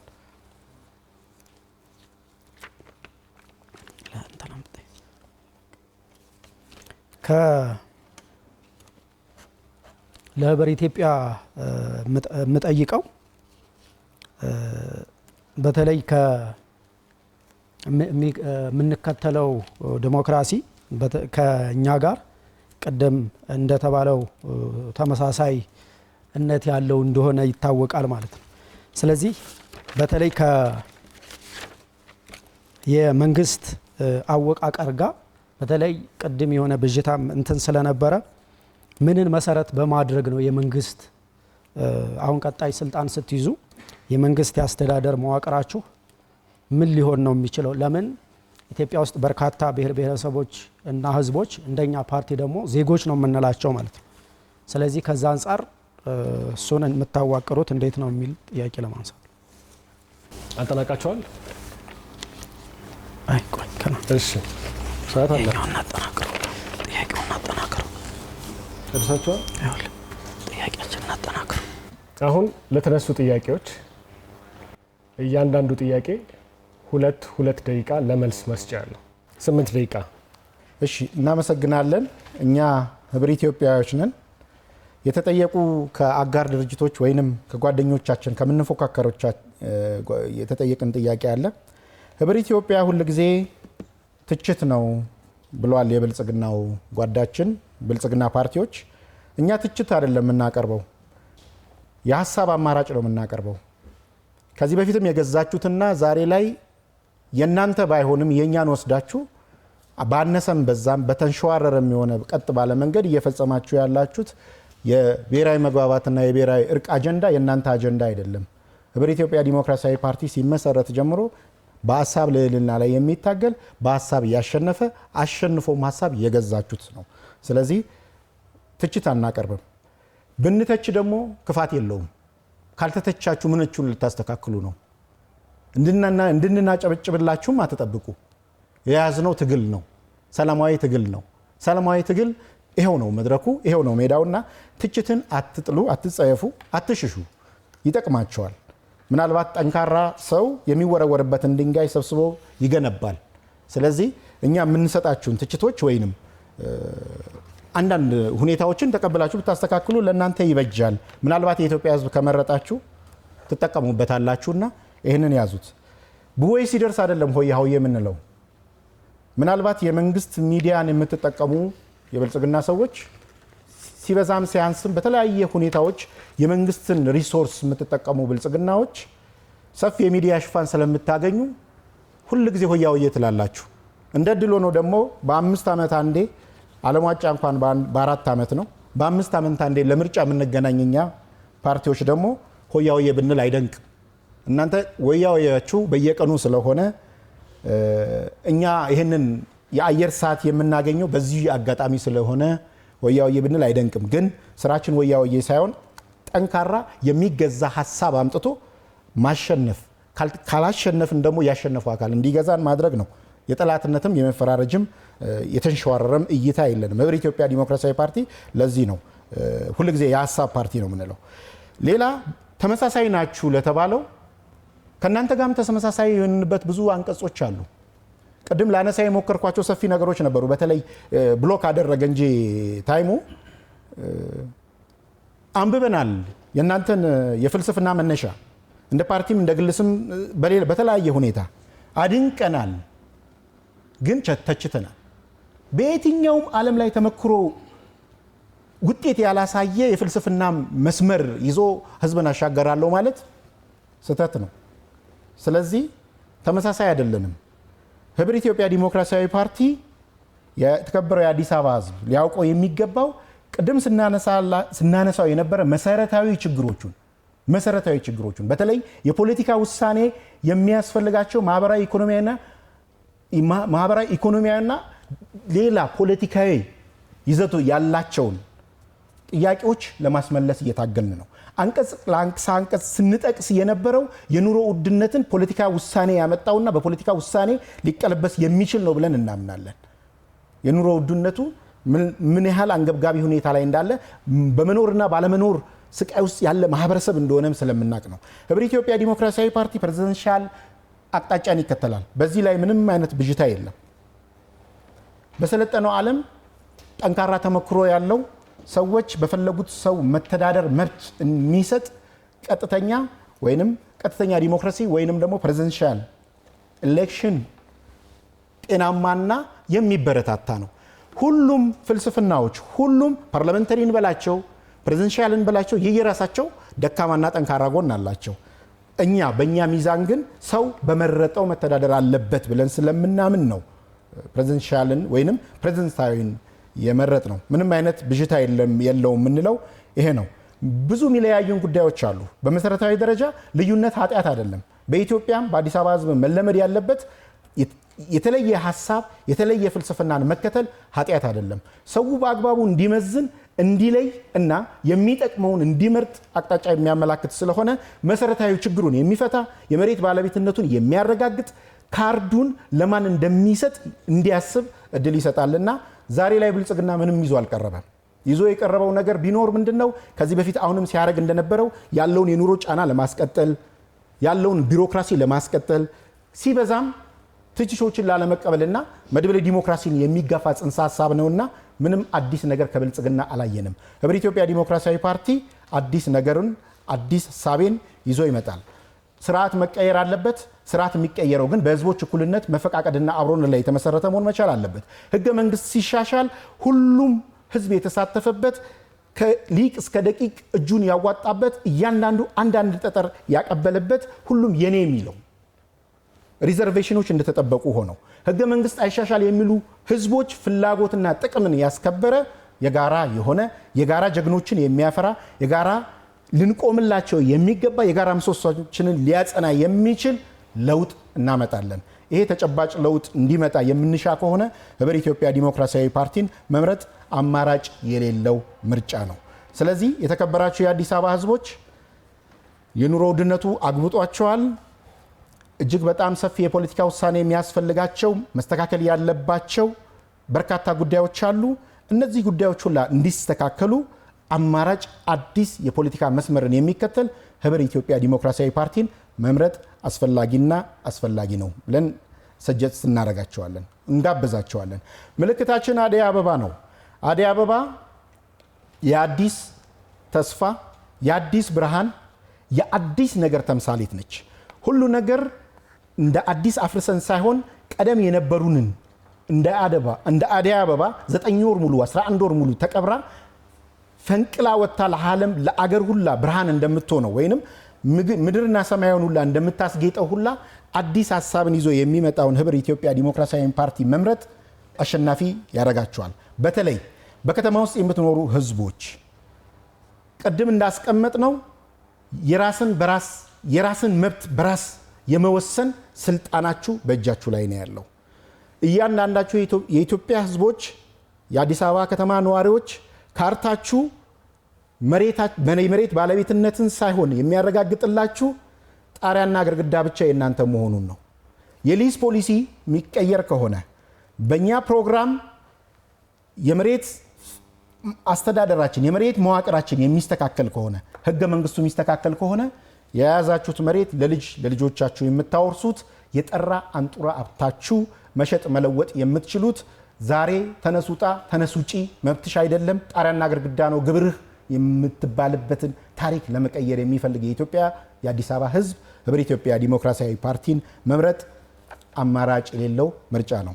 ህብረ ኢትዮጵያ ዲሞክራሲያዊ ፓርቲ ባስቀመጣቸው መሰረታዊ ፍላጎቶች የማህበረሰቡን ፍላጎቶች የህዝቡን ከሀ እስከ ፐ የተቀመጠ በተለይ በብሔራዊ መግባባት ዙሪያ ህብረ ኢትዮጵያ ዲሞክራሲያዊ ፓርቲ ለጥያቄዎች መልስ መስጫ 8 ደቂቃውን አጠናቋል።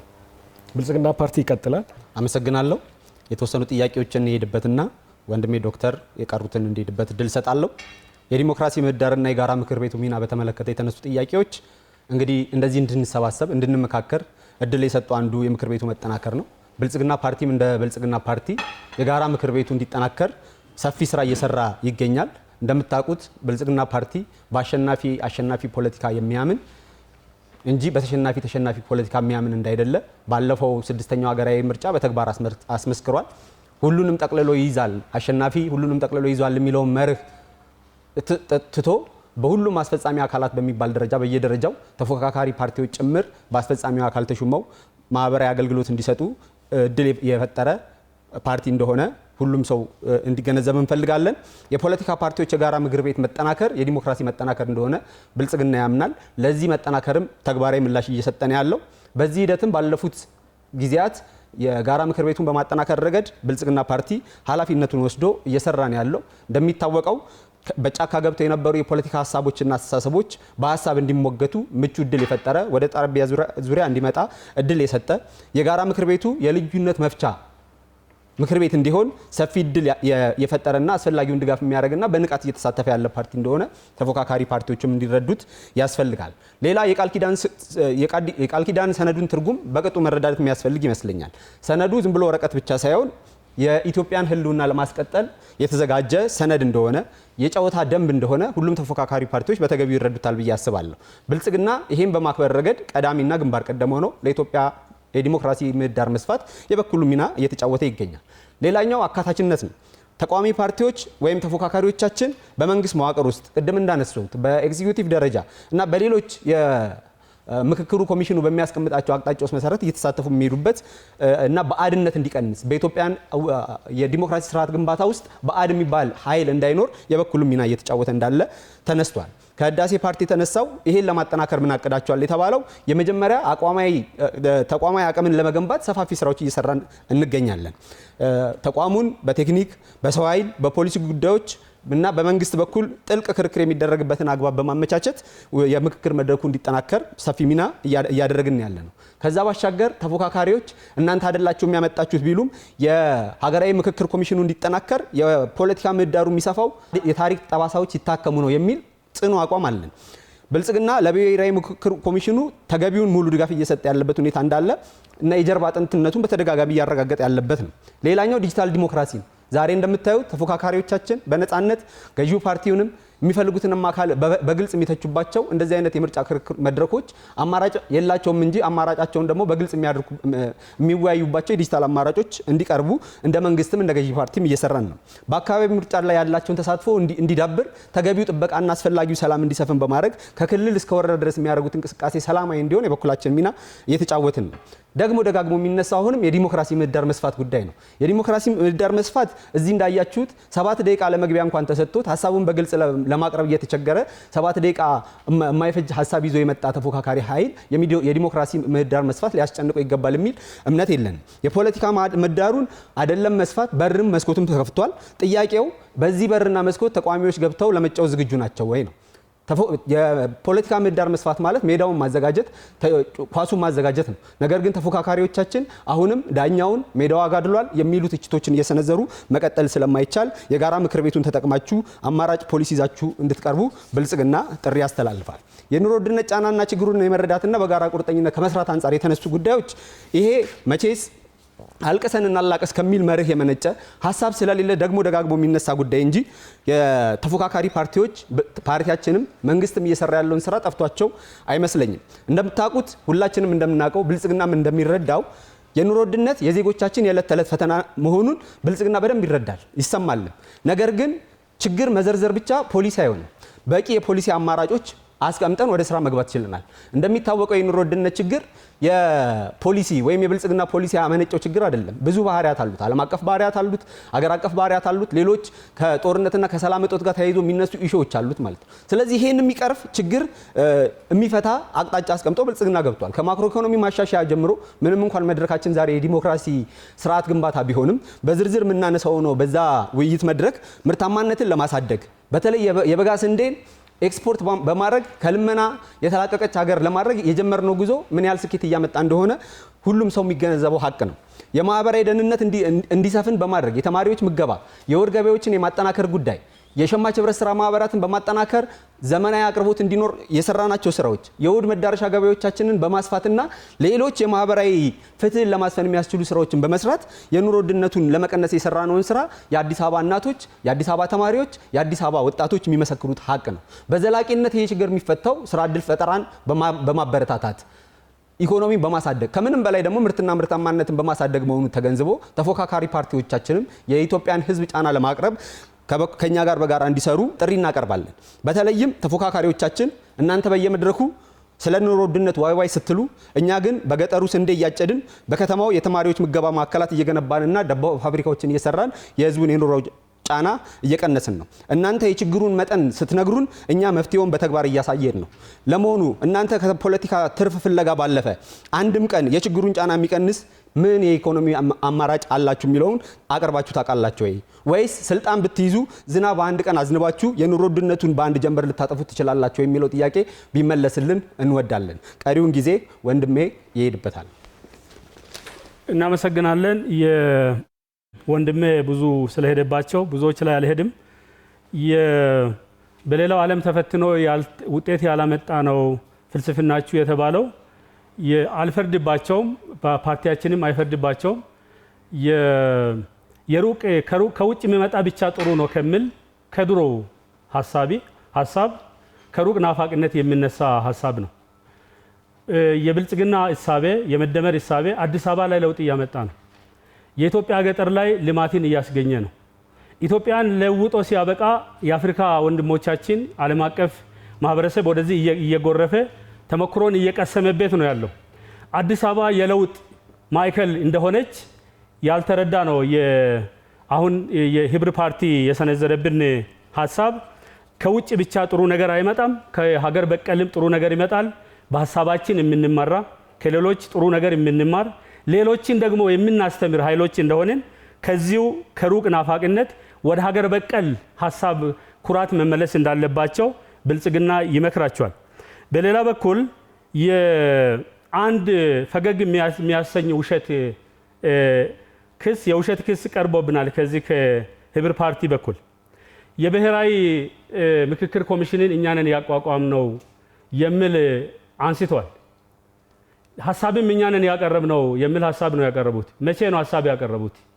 በየትኛው ሰነድ ነው? የት ነው ያቀረቡት የሚለውን ገፍቶበት አላቀረቡም። እንደዚህ አይነት ውሸት እያወራን ኢትዮጵያችንን ማነጽ አንችልም። አዲስ አበባ መቀየር እንደማንችል ሊሰመርበት ይገባል። አመሰግናለሁ። ብልጽግና ፓርቲ 8 ደቂቃውን አጠናቋል። 6 ደቂቃ አላችሁ። ህዳሴ ፓርቲ ለተነሱልን። እሺ፣ ህዳሴ ፓርቲ ህዳሴ ልዩ ምልክታችን ሞባይል ቀፎ ነው። ሞባይል ቀፎ ጊዜና ወቅቱን ተጠቅመን በጊዜው የሚራመድ ምልክታችን አድርገን የምንንቀሳቀስ ነን። ከህዳሴ ፓርቲ ከብልጽግና ፓርቲ የቀረበልን አስተሳሰባችሁ ወደ ኋላ ነው የሚለው አይዶን ነው በምን እሳቤና በየትኛው እንደሆነ ግልጽ ባይሆንልንም እኛ አስተሳሰባችን ወደፊት ነው እንጂ ወደ ኋላ አይደለም። አዲስ አበባን እያማረች እየተዋበች እናንተ ግን አስተሳሰባችሁ ሁሉ ወደ ኋላ ነው። ኖ እኛ የተሰራን ተሰራ ያልተሰራ አልተሰራም ብለን የምንጓዝ የተሰራን የምንደግፍ ያልተሰራ ደግሞ አልተሰራም ብለን እየተናገርን የምንጓዝ እንጂ በአስተሳሰብ ወደ ኋላ የተሰራን የምንጎትት አይደለንም። ሊዮ ሊበራሊዝም ነው እየተከተልን ያለው። ሊዮ ሊበራሊዝም ደግሞ የግለሰቦችን መብት እያከበረ የቡድኖችን በመሃል ይዞ የሚጓዝ እንጂ በነበረ በተጃመለ አሁን ላይ ብሔር በብሔር እየተጋጨ ክልል ከክልል እየተጋጨ የሚሄድን ሂደት ደግፎ የሚሄድ አይደለም። ስለዚህ ያንን ለማውጣት ግለሰቦች መብታቸው መከበር አለበት፣ ግለሰቦች በዚህ ውስጥ መሄድ አለባቸው ብለን እያሰብን የምንሄድ የተሻለች ኢትዮጵያን እየመሰረተ የሚሄድ የህዳሴ ፓርቲ እንጂ ወደ ኋላ የሚጓዝ አስተሳሰብ ያለን አይደለም። ለዚህ ደግሞ ማኒፌስቶአችንን በደንብ አድርጎ ማየትና ወደፊት የሚያራምድ ይዞ የሚሄድ ነገር ይዞ የመጣ ስለሆነ እዛ ላይ በግልጽ ቢያዩት ተከበሩ የብልጽግና ጥያቄያችን በዚህ ልክ ቢያዩልን ደስ ይለናል።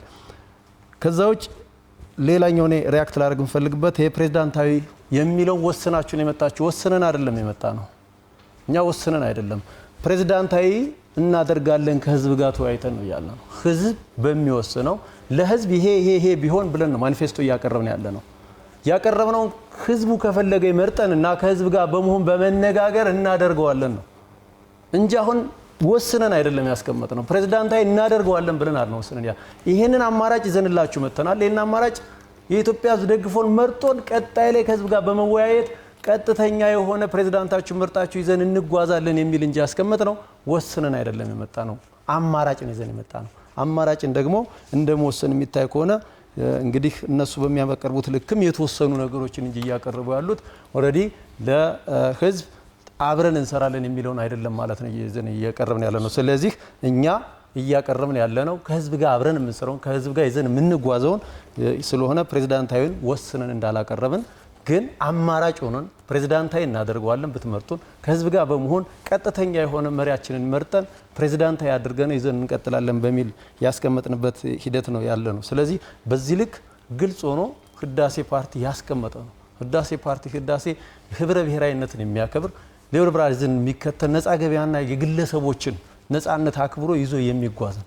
ስለዚህ በዚህ መሀል የህዳሴን ፓርቲ ህዳሴ መርጦ ህዝቧ አብሮ ወጣቱን፣ ሴቱን፣ አጠቃላይ ኢትዮጵያን ህዝብ ህዳሴ መርጦ በጋራ እንድንንቀሳቀስ ነው። ምልክታችን የሞባይል ምልክት ነው። ቀሪውን ጓደኛ ሪያክት ያደርግበታል። ሁለቱ ላይ ፎርዋርድ ለማድረግ የመጀመሪያው አስተሳሰባችሁ ኋላ ቀር ነው ከሚለው አንጻር የመጀመሪያው በተሰሩ ስራዎች ላይ እውቅና በደንብ እንሰጣለን።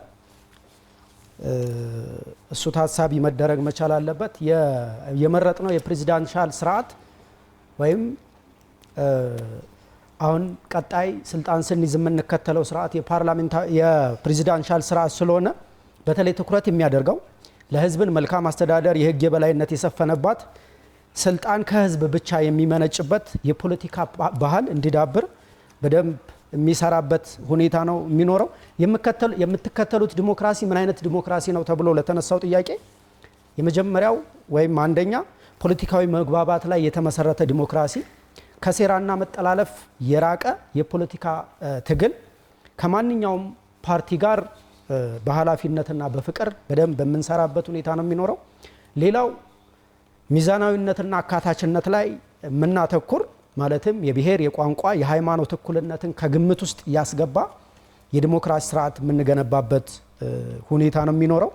በአጠቃላይ የመንግስት አወቃቀራችንም በማኒፌስቶችን ላይ እንዳስቀመጥ ነው ልዩነትን ከብዝሃነት ጋር ታሳቢ ያደረገ በአንድነት ውስጥ ልዩነትን ሊያመቻች የሚችል በመፈቃቀርና በመከባበር ላይ የተመሰረተ አጠቃላይ የመዋቅራችን ሁኔታ ደግሞ የመንግስትን ምቹነት፣ የህዝብ ፍላጎትና ቋንቋና ባህልና መልክዓ ምድርን መሰረት በማድረግ የምንከተለበት ሁኔታ ይኖራል እንጂ ኋላ ቀር ሳንሆን አሁን በዓለም ላይ በ21ኛው ክፍለ ዘመን በርካታ የዓለም ሀገራት የሚከተሉት ውጤታማ የሆነ የግለሰብ መብትን በአግባቡ በማስከበር በዛ ውስጥ ደግሞ የቡድን መብቶች እየተከበሩበት የሚሄዱት ስለሆነ ኢትዮጵያ ደግሞ በርካታ ቋንቋ፣ በርካታ ባህል እና እምነቶች ያሉበት ሁኔታ ነው ያለው። እዛ ውስጥ ያሉትን ልዩነቶች ደግሞ የግለሰቡን መብት ማክበር የምንችልበት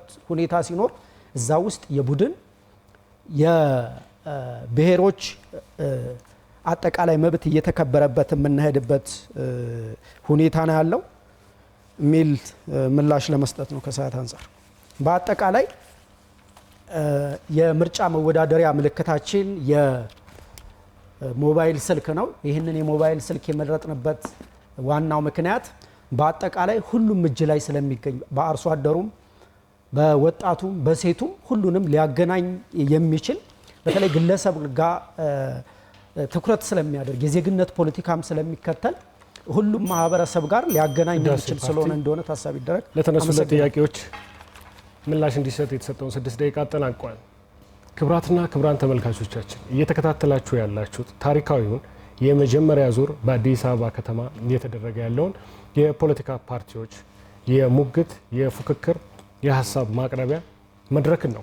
ይህ መድረክ ዋና ሀሳቡ የዛሬው የዲሞክራሲያዊ ስርዓት ግንባታ የተፎካካሪ ፓርቲዎች ያላቸውን አቋም ፖሊሲና ስትራቴጂ ለህዝብ ለመራጩ ለሚዳኛቸው አካል የሚያቀርቡበት መድረክ ነው።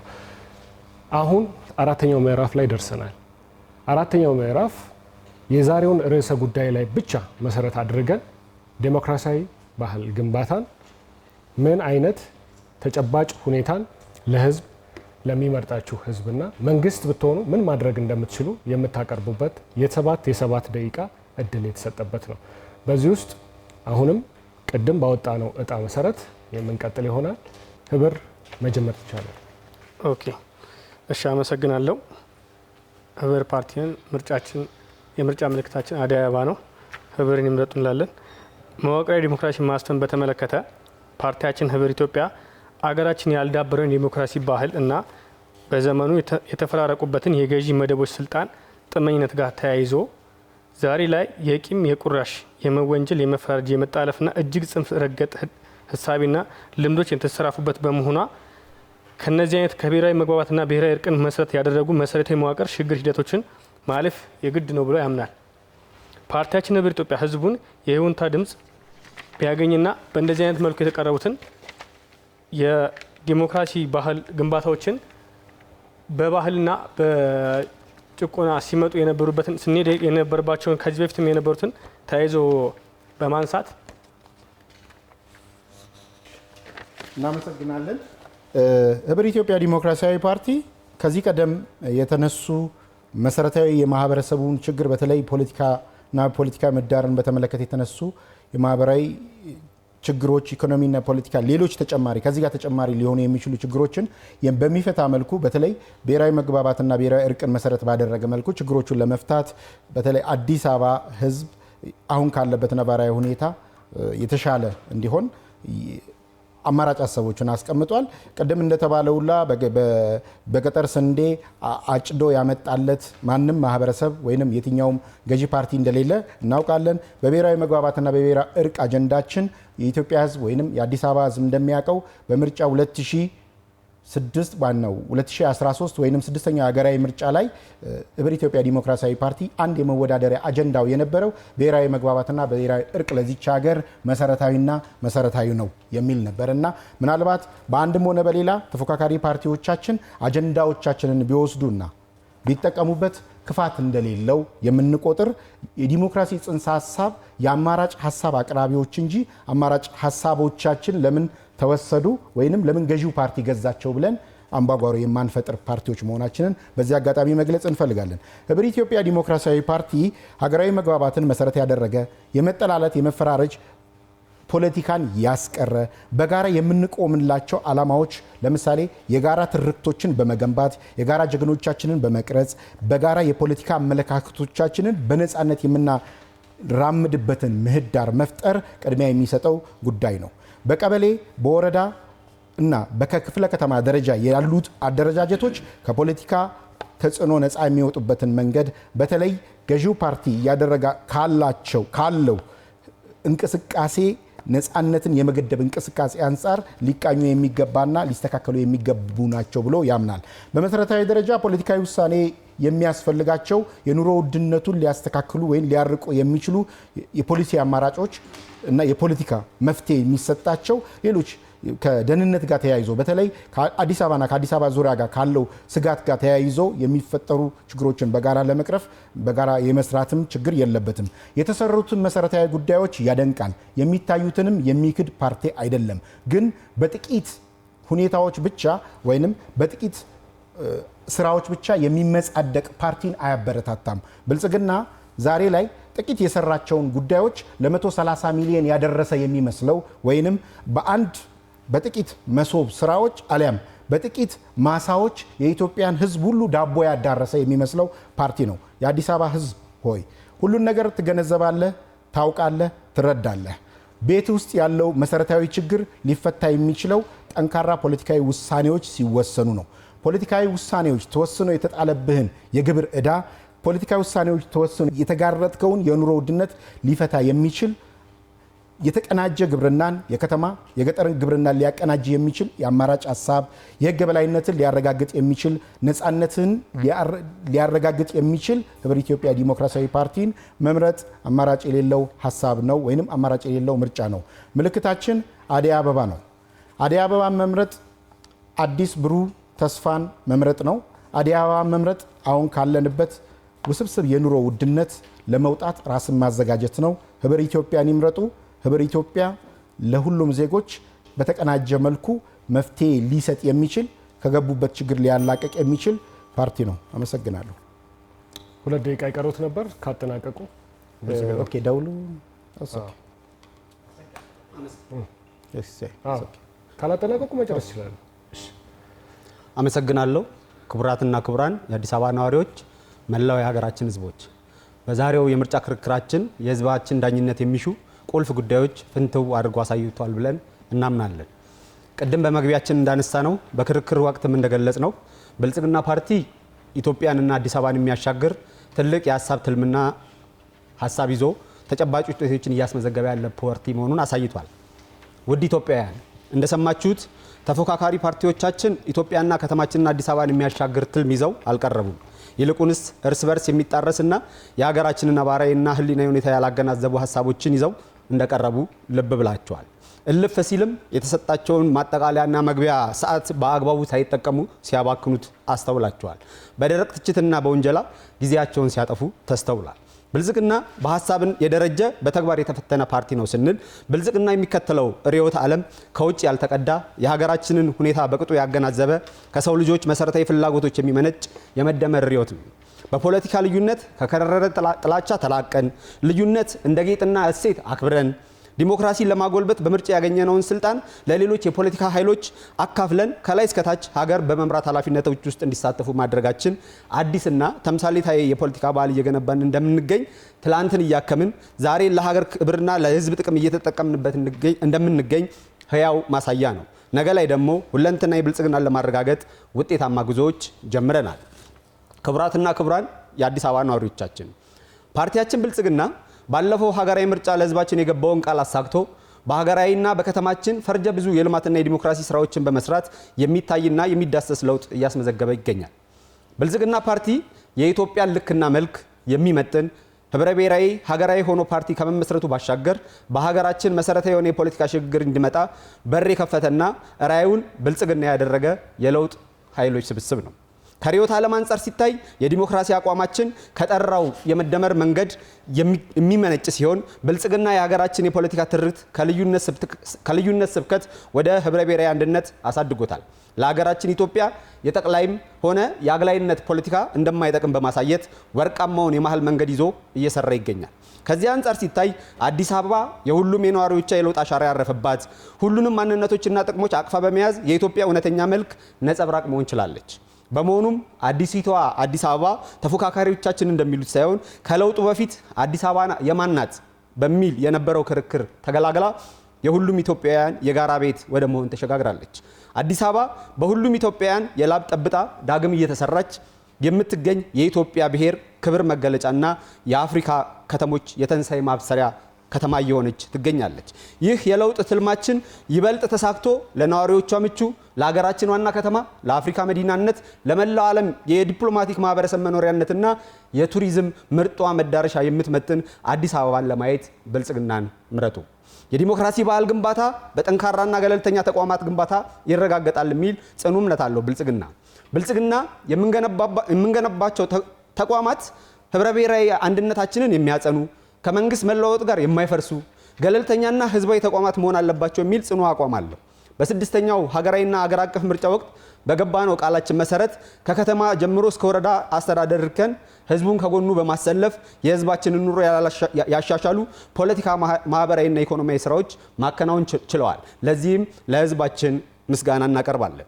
ህብረ ብሔራዊነታችንና አካታችነትን ማስፈን በሚያስችሉ ተቋማዊ አሰራርን በመዘርጋት ከከተማ ምክር ቤት ጀምሮ በካቢኔ አደረጃጀት፣ በተቋማት አመራር፣ በሲቪል ሰርቪስ ሪፎርምና መሰል አሰራሮች የብዝሃነት ስብጥር እንዲረጋገጥ በተሰራው አበረታች ስራ በርካታ ውጤቶች እየተመዘገቡ ነው።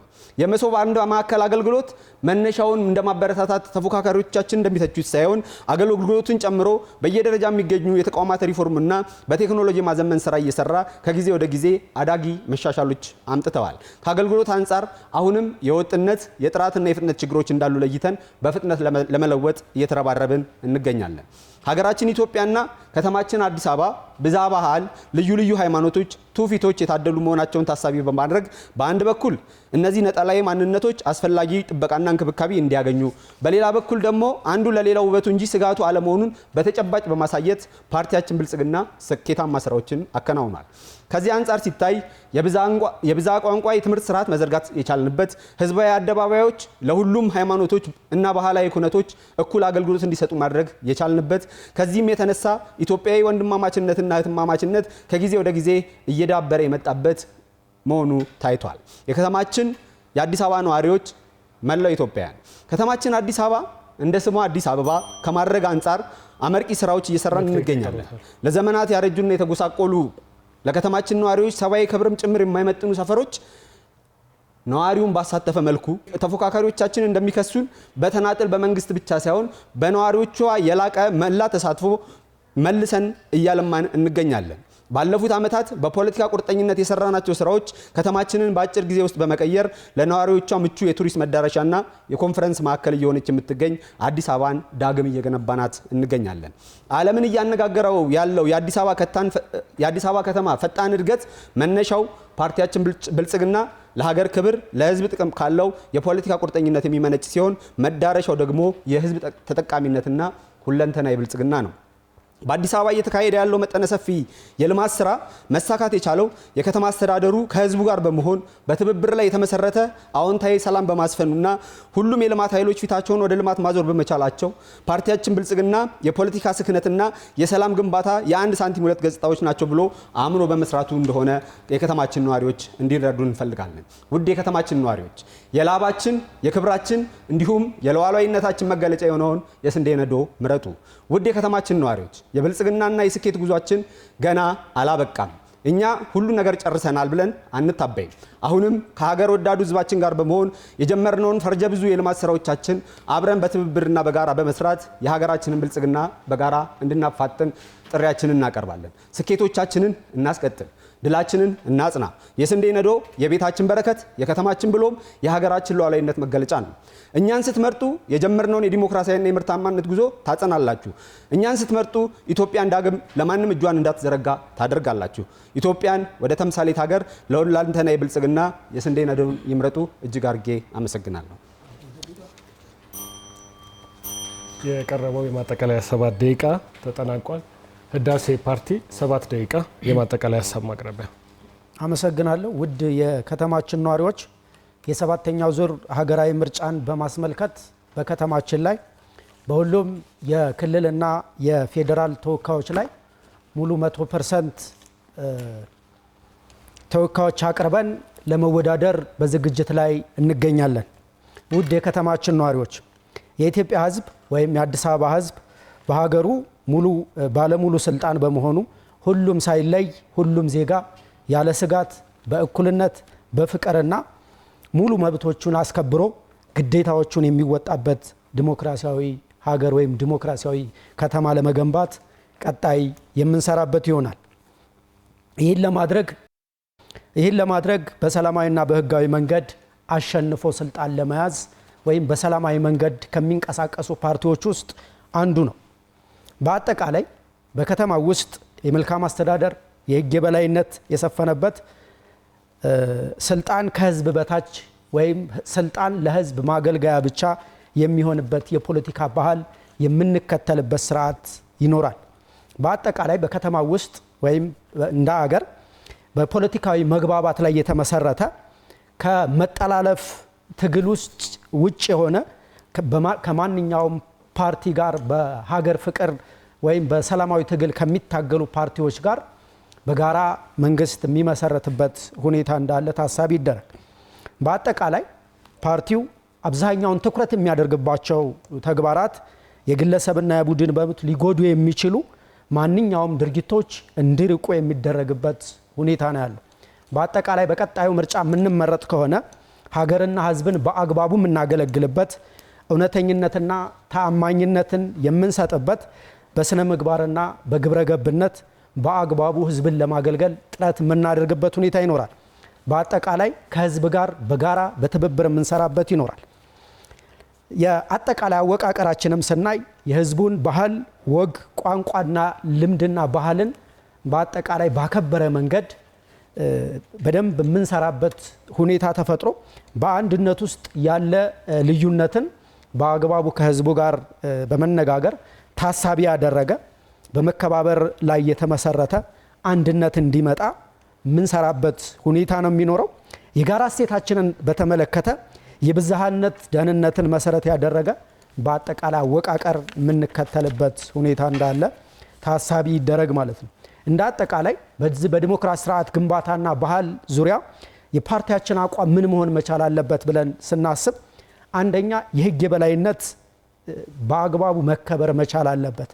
ማንኛውም የህግ አካል ወይም ዜጋ ሁሉም ከህግ በታች እንደሆነ፣ ሁሉም ለህግ እኩል ተገዢ እንደሆነ በደንብ የምንሰራበት የመንግስት ስልጣን በአግባቡና በህገ መንግስትና በህገ መንግስት ዙሪያ መተግበር እንዳለበት ታሳቢ መደረግ መቻል አለበት። የግለሰብ ነፃነትና መብቶች ዙሪያ የማይገሰሱ አቋሞቻችን ናቸው። ወይም ግለሰብ መብት ላይ ያሉ አቋሞቻችን የማይገሰሱ እንደሆነ ሰብአዊና ዲሞክራሲያዊ መብቶች በተለይ የመናገር፣ የመጻፍ፣ የመደራጀት፣ ንብረት የማፍራት መብት በአጠቃላይ በዚህ ማዕቀፍ ውስጥ የማክበር ግዴታ እንዳለበት በማኒፌስቶአችንም ላይ ያስቀመጥንበት ሁኔታ ነው ያለው። ውድ አዲስ አበባ ከተማ ነዋሪዎች በአጠቃላይ ይህንን አቋሞቻችንን በመረዳት በሰባተኛው ሀገራዊ ምርጫ ያቀረብናቸውን የህዝብ ተወካዮች የክልል ምክር ቤት እንዲመርጡ እያሳሰብን፣ ሁለተኛ የስልጣን ክፍፍልን በተመለከተ ስልጣን በአንድ አካል እንዳይከማችና በአምባገነን እንዳይነግስ በተለይ በህግ አውጪ በህግ አስፈጻሚና የዳኝነት አካላት ጋር ግልጽ የሆነ የስልጣን ክፍፍል ወይም ግልጽ የሆነ የስልጣን አካል በአግባቡ የምናስቀምጥበት ሁኔታ ነው የሚኖረው። ፍትሐዊነትና ነፃ ምርጫን በተመለከተ በተለይ በዜጎች ላይ የሚደረጉ የብዙ ፓርቲዎች ውድድር እንደሆነ ይታወቃል።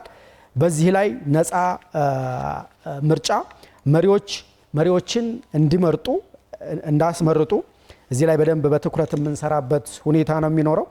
ሌላ ከሴቶቻችን አንጻር ስናይ በተለይ መቻቻልና ብዝሃነት ላይ ያተኮረ መቻቻልና ብዝሃነት ስንል የሃይማኖት የባህል አመለካከቶችን እኩል ተቀባይነት እንዳገኙ በሰላም አብረው እንዲኖሩ የሚደረግበትን ባህል በደንብ እዚህ እሴት ላይ በደንብ የምንሰራበት ሁኔታ ነው የሚኖረው።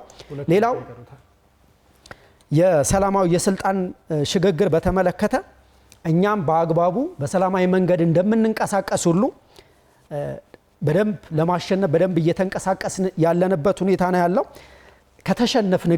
ከተሸነፍን ግን በምርጫ ላሸነፈ አካል በሰላም የምናስረክብበት ሁኔታ የህዝብ ድምፅን ለማክበር የምንንቀሳቀስበት ባህል እንዲፈጠር በደንብ የምንሰራበት ሁኔታ ነው የሚኖረው። የሲቪል ማህበረሰብ ተሳትፎ በተለይ ከፖለቲካ ፓርቲዎች ውጭ ያሉ ማህበራትን፣ የሰብአዊ መብት ተሟጋቾችን፣ ነፃ ሚዲያዎችን ከመንግስት ጫና ነፃ እንዲሆኑ የማንቃት ሚናቸውን እንዲወጡ በደንብ የምንሰራበት ሁኔታ ነው የሚኖረው። ውድ የከተማችን ነዋሪዎች እና የኢትዮጵያ ህዝቦች በኢትዮጵያ አጠቃላይ ነባራዊ ሁኔታ በተለይ ከሚዛናዊነት ከአካታችነት ጋር በተያያዘ ህዝባችን ወይም እንደ ሀገር በርካታ የብሔር፣ የቋንቋ፣ ሃይማኖት፣ የብዝሃ እምነት ውስጥ ከግምት ውስጥ በማስገባት በተለይ በፖሊሲ፣ በፕሮግራም፣ በፖለቲካ አቋም ሚዛናዊነት ላይ በደንብ በአግባቡ ቀጣይ በደንብ የምንሰራበት እንደሆነ ታሳቢ መደረግ መቻል አለበት። የግለሰብና የቡድን መብትን ሊጎዱ ከሚችሉ ድርጊቶች ፓርቲያችን ሁሉንም የሀገራችን ህዝቦች ፍትሐዊ በሆነ መንገድ ለማስተናገድ ጥረት የሚደረግበት ሁኔታ ነው የሚኖረው። በአጠቃላይ እኛ በዚህ ምርጫ አሸንፈን ስልጣን የምንይዝ ከሆነ ህዝብን በአግባቡ የምናገለግልበት ሁኔታ ነው የሚኖረው። የአንድ የፖለቲካ እንቅስቃሴ የስልጣን ትልቁና የመጨረሻ ትልቁ ሀገር ህዝብን ማገልገል ነው። ህዝብን እንዳስተዳደሩ የሚወከሉ የፖለቲካ ፓርቲዎችና የመንግስት ኃላፊዎች፣ አስተዳደሮች ከቢሮክራሲ ነፃ ሆኖ ከእጅ ወዳፍ ከሚሰበሰበው ግብር እንደሚከፈላቸው በደንብ ይታወቃል። ከዚህ አንጻር የፓርቲያችን አባላት ከህዝብ አገልጋይነት ላይ በደንብ እንደሚሰራ ታሳቢ ይደረግ። እናመሰግናለን። አዲስ ሚዲያ ኔትወርክን በተለያዩ የሚዲያ አማራጮች እየተከታተላችሁ ያላችሁ አድማጭ ተመልካቾቻችን ስትከታተሉት የቆያችሁት አዲስ ሚዲያ ኔትወርክ ሰባተኛውን ጠቅላላ ምርጫ ምክንያት በማድረግ አዲስ አበባ ከተማ ላይ የሚወዳደሩ ተፎካካሪ ፓርቲዎችን በተለያዩ ርዕሰ ጉዳዮች ላይ ለመጀመሪያ ጊዜ ያዘጋጀውን የ2018 ምርጫን ተከትሎ የተዘጋጀ ዲሞክራሲያዊ ባህል ግንባታና የተፎካካሪ ፓርቲዎች አቋም ፕሮግራምና ራዕይ ምንድን ነው የሚለውን ያቀረብንበት ፕሮግራም ነበር። የተከበራችሁ ተፎካካሪ ፓርቲዎች ዛሬ ለቀረበው ርዕስ 4 ተፎካካሪ ፓርቲዎች በቅድሚያ ባደረግነው ምክክርና ዝግጅት መሰረት እጣውን ወስደው የተዘጋጁ ቢሆንም ከብልጽግና ፓርቲ፣ ከህዳሴ ፓርቲ፣ ህብር ለኢትዮጵያ ዲሞክራሲ ፓርቲ፣ ከነጻነት እኩልነት ፓርቲ ጋር ለመከራከር ለመወያየትና ለመሟገት ዝግጁ ቢሆንም መድረኩ 3 ፓርቲዎች የተጠቀሙበት ሲሆን ነጻነት እኩልነት ፓርቲ እድሉን ያልተጠቀመበት መሆኑን ደግሜ ማስታወስ ፈልጋለሁ። ክብራትና ክብራን እንዲሁም ውድ ተፎካካሪ ፓርቲዎች የዛሬው የፉክክር እና የሙግት መርሃ ግብር በዚያ ያጠናቀናል። አዲስ ሚዲያ ኔትወርክ በሁለተኛው ምዕራፍ በተለያዩ ርዕሰ ጉዳዮች ላይ እንዲሁም ለ5 ምዕራፎች የሚቀጥሉ የተለያዩ ተፎካካሪ ፓርቲዎች ይኖራሉ። የዛሬው ፕሮግራም ግን የኢትዮጵያን የዲሞክራሲ ባህል ግንባታ እንዲሁም የአዲስ አበባ ከተማችንን የዲሞክራሲ ባህል ግንባታ ኬት ወዴት እንወስዳለን ያላችሁትን ለመጨረሻው ፈራጅ የሆነ ህዝብ ሀሳባችሁን ያጋራችሁበት ነበር። የዛሬው ፕሮግራም በዚያ በቃ። በሚቀጥሉ ምዕራፎች እስክንገናኝ መልካም ጊዜ